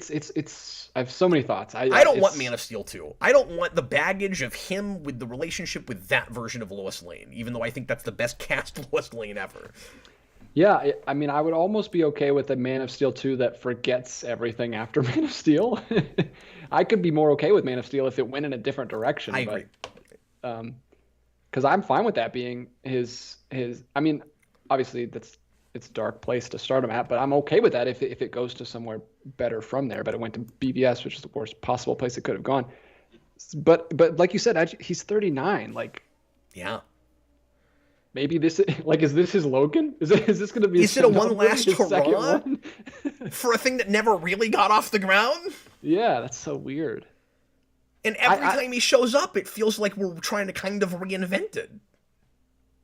Yeah, I absolutely love him. He seems like a delightful person. He's like such a big geek. He seems really humble, even though he looks like Zeus. Like he seems like such a cool guy. Him. I don't know if I want it for me exactly. But I don't want to I don't want to start a new trilogy with a 39-year-old Superman unless we're doing like that kind of story. I don't know. It's very weird. We're in a weird place. It's hard to even have thoughts at this point. I'm just all over the place. No, I'm with you. Amy Allen, what's her name? Adams. Amy Adams was like 38 or 39 in Man of Steel. If memory serves. I think I remember reading that back then. Everyone's getting mad at me because they're saying 39 is not old. I'm 43. I'm not saying it's old, but it's you're starting a franchise. I mean, I don't know. It's Superman, not Batman. The thing to keep in mind is that Superman doesn't tend to age very rapidly. So, and I get that, we watched Hugh Jackman age as Wolverine and just pretended like he didn't, but this is like a start over thing. If we were still making Superman movies 10 years in and they were good and we liked them, 2013 with Man of Steel to now, and then he was still playing it and we got like 3 or 4 Superman movies, like, fine. But to start now, he's not who you'd cast if you were casting it now, is the point you're making. Yeah, that's all I'm saying is, like, if this next movie is really good and we get the ball rolling again, like, how long is he going to want to be Superman? Look, I liked, and I'm saying this in hindsight, right? What I want everyone to do right now is imagine we already got the Superman for the Batman, right? Just imagine that for a minute. It's called The Superman. Yeah, you like that. And this is assuming, of course, that you like that movie like me and DJ do. But I liked Ben Affleck as Batman. Do I wish that we got his great Batman movie over now The Batman? No, not really. Yeah, because where do you go at that point? You've already got an elderly not elderly. You got an old Batman. Yeah. Who's been through a bunch of stuff. You can't. Yeah. Well, obviously, you think 43 must be elderly because you think 38 is pretty friggin' old. So yeah. That's my age, buddy. I'm 30. I'm not saying I'm a spring chicken. I'm not like a teenager who thinks 30 is old, but I'm just saying, like, to start a franchise. No, you're a 30-year-old that thinks 38 is old. And people, and like Mutali says, Robert Downey was 43 when he started Iron Man. Yeah, Iron Man is a very different thing. No, Superman, like, do you know the amount of work Henry Cavill has to do to be Superman? You know how much freaking chicken breasts and HGH he has to take? Yeah. And to, like, destroy his body to be... It's tough. It's the same thing as Hugh Jackman playing Logan, and he wasn't cast in his 40s to play that. He was in his late 20s, early 30s when he got that role, right? Yeah, I don't know his exact age, but yeah. I'll just say he looks 24 in X-Men. I don't know how old he was, but if you compare it to what he looks like in Days of Future Past, he looks really, really super young in X-Men. Yeah. We can look it up and do the math. I'm not going to. We've got to move on. So, I guess they could just do the Shazam thing and put him in a big, huge, puffy muscle suit the whole time. He doesn't actually have to get in shape. Oh, hey, they could do the Smallville finale thing and not even have him put on a costume and just have a head on a CG body, basically. So, I guess it wasn't really CG, whatever. So, I'm kind of lukewarm on this news. I know a lot of people are like, yay, finally. I'm like, I don't know what that movie looks like, and I'm gonna kind of, I know I say this too much, I'm gonna kind of withhold judgment until we see what exactly is going on with it and who's writing it and who's directing it. I just don't want to keep building on stuff Snyder started. You know, the other thing I'm worried about, DJ, speaking of that, is I'm worried that if we stay in DCEU even as we're reinventing it, if we continue using characters that were cast for Snyder properties, it's just going to be more fuel for the fire of the fanboys that are obsessed with Snyder and want to bring him back. And I'm just tired of hearing about that, you know? Like, I don't want to go to a Man of Steel 2 that's being boycotted by people that are like, bring back Snyder. Like, I'm sick of that whole thing. Yeah. And respect to whatever you like, but I feel like there's a small contingency of people that are kind of nuts with that whole thing. Oh yeah, like what you like, but don't harass people. Like they're That's what I'm saying. way beyond harassment at this point. Like, there have been videos of completely unrelated things from DC where all the comments are, like hashtag bring back the Snyderverse or whatever the hashtag is, and it's over and over and over again. And I'm like, what is happening? It feels cult-like. Yeah, absolutely. Is it all bots? Is it 10 people or is it 100,000 people? I don't know. Either way, it's scary. That's probably not 100,000 people. Maybe it's 10,000 people. I don't know. But it's cult-like and it's weird, and I wish it would stop. Yeah, man. Is it that important? Is it that much part of your life? Like a series of movies that like the investment you're putting in towards trying to make that happen. You could have cured cancer by now, guys. Like you could have done something with your life. Yeah. It would be too far to compare those people to the Riddler followers in the Batman, so I'm not going to do that. That would be going too far, so I won't go there. That's a good comparison, though. I want to say thanks to everybody that has watched the channel up to this point, but just unsubscribed over that comment. So we're also getting more villain spin-offs from The Batman before we get a The Batman sequel. I feel like this is already going a little too far. I hope all this stuff is great, don't get me wrong. But, DJ, now we're going to have... So basically, let me not get too far away from myself. Basically, we've got Matthew Reeves being the Feige of his own Batman continuity. And he's going to be delegating a bunch of Batman projects without Batman before we get to The Batman. Do you know how much world building is going to happen before we finally see what the heck Bruce Wayne is doing after The Batman? They're going to have 2 TV shows and a Professor Pig movie, apparently, and a Clayface movie, apparently, before we even get to the Batman sequel. Or maybe some of those things will come out the same year or around each other, but, like, I don't know if I really want to go see... Well, I know I don't want to go see a Professor Pig movie. I hope that's great. But, like, a Clayface movie, honestly, could be pretty cool. That could be a real Joker kind of situation, where, especially if it's, like, the actor Clayface, you don't necessarily need a superhero antagonist on the other side of Clayface for that movie to work. So that one I'll maybe give them. But man, we're gonna have so much stuff before we see Pattinson again, and I'm a little nervous about that. Can we just get 2 movies, guys? Like, can we make 2? I'm not saying 2 movies. I'm saying movies that are 2 movies. I feel like Heimlich from the bloopers in A Bug's Life. It's a 2 movie, but it's not Batman. It's not A Bug Life 2. Yeah. It's not Batman 2. It's a Professor Pig movie and a Clayface movie and all this other stuff. Like, what happened to just making a sequel? Well, I guess the conventional wisdom is he's going to take his time enough that it's probably going to be like 4 years from the release of that first movie before we get the sequel. And so Warner's is probably worried that the interest in it is going to die down too much, and their strategy with Batman for a long time has been Batman's not a person, he's a universe. And so let's not let the whole shared universe of it die just because Reeves wants to take his time making a Batman movie. The problem is, if all that stuff sucks, they've really shot themselves in the foot for that sequel. Even if the sequel is great, it's going to be hurt by the legwork that's being done in those other shows. So that stuff better be great. Like, we could be looking back on this, and I could eat my hat, and I could go, well, I say that. This could all work out. Like, I can see the eventuality where we look back and we go, okay, finally, this worked for something where it looked like oversaturation at first, but they really had their ducks in a row, and they built a universe, and there's all these great stories that are told in it, and you can enjoy them all separately, and then we get a Batman movie, and none of those things that I wish that I could have actually seen Batman in them, they worked great on their own. Fine, wonderful. Can I be a little leery of it before it happens? Like, because that's a tall order. That's really super risky. And this is often a dumb risk to take, so hopefully it turns out to be worth it by the end of the day. The Clayface thing, I'm legitimately kind of excited about. Professor Pig, I don't need that, but... Yeah, I mean, I hope it's great. I'm looking forward to it, but it's very, very Sony. It seems very Sony.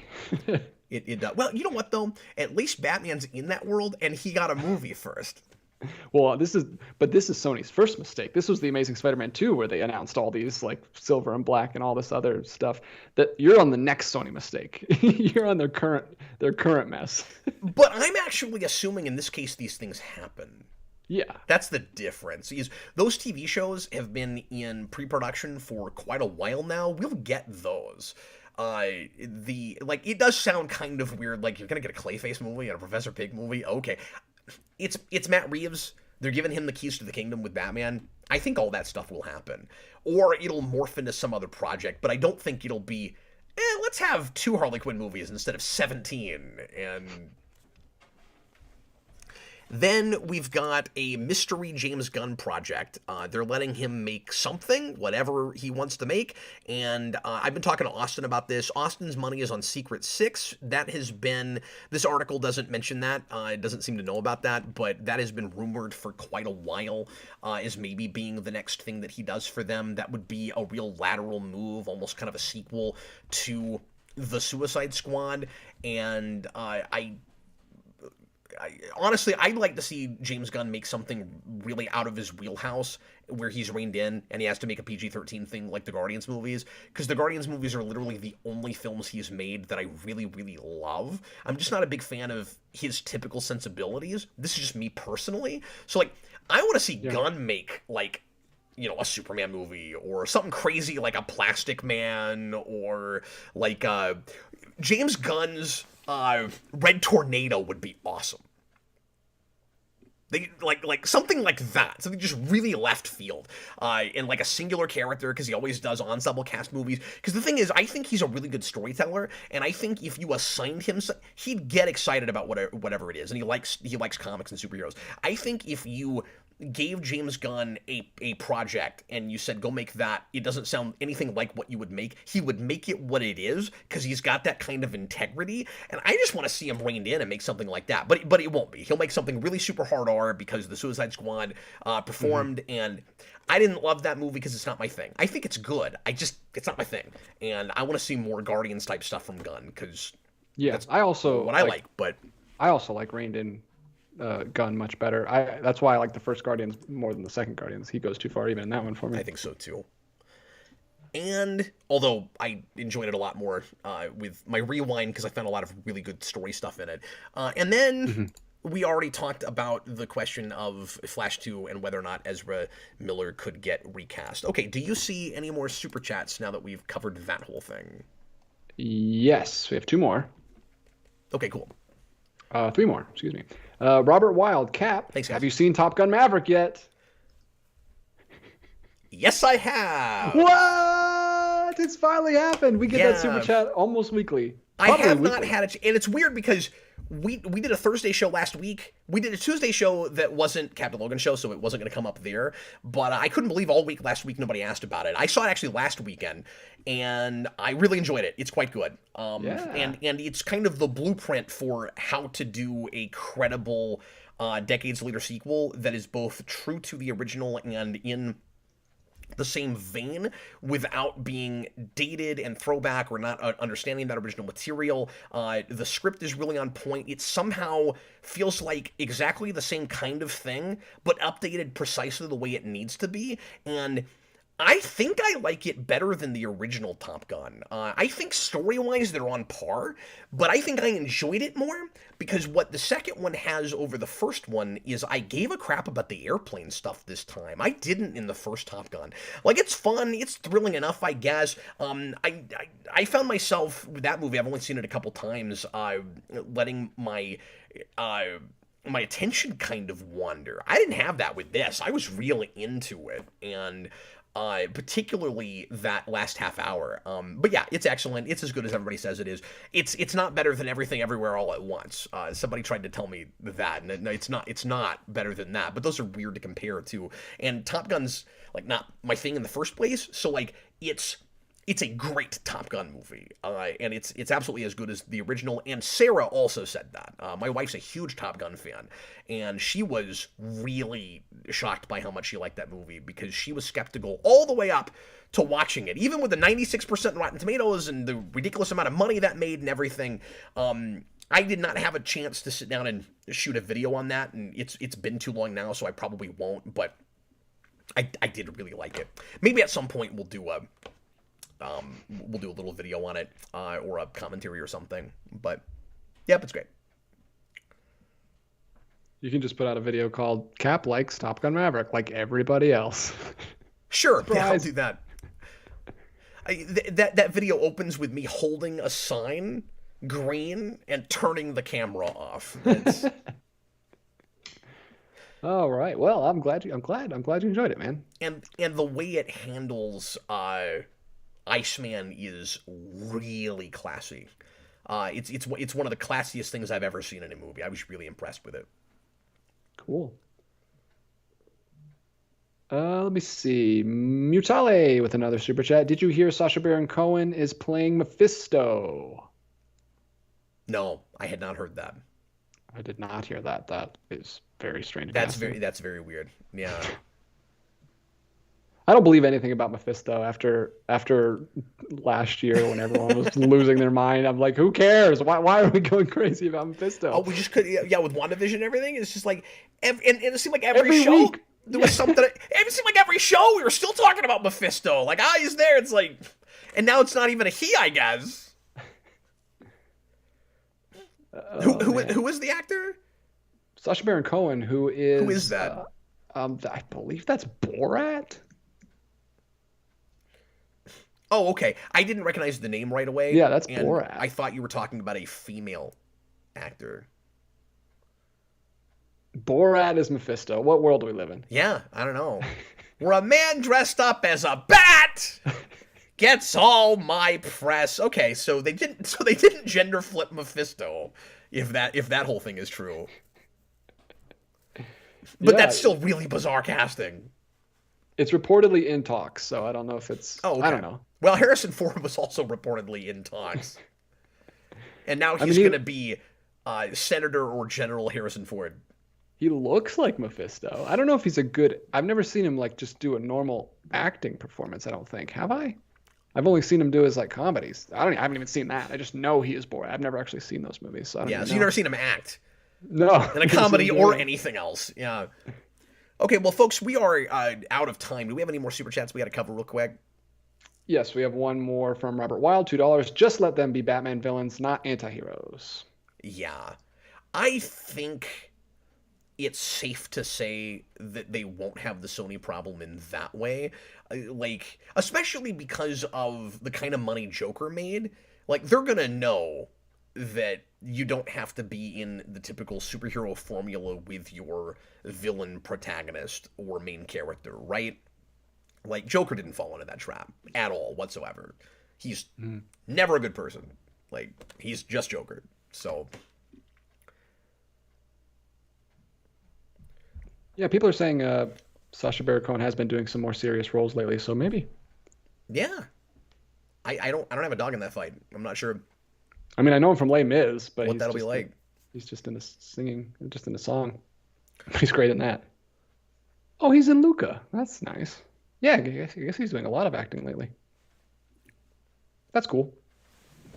Good to know.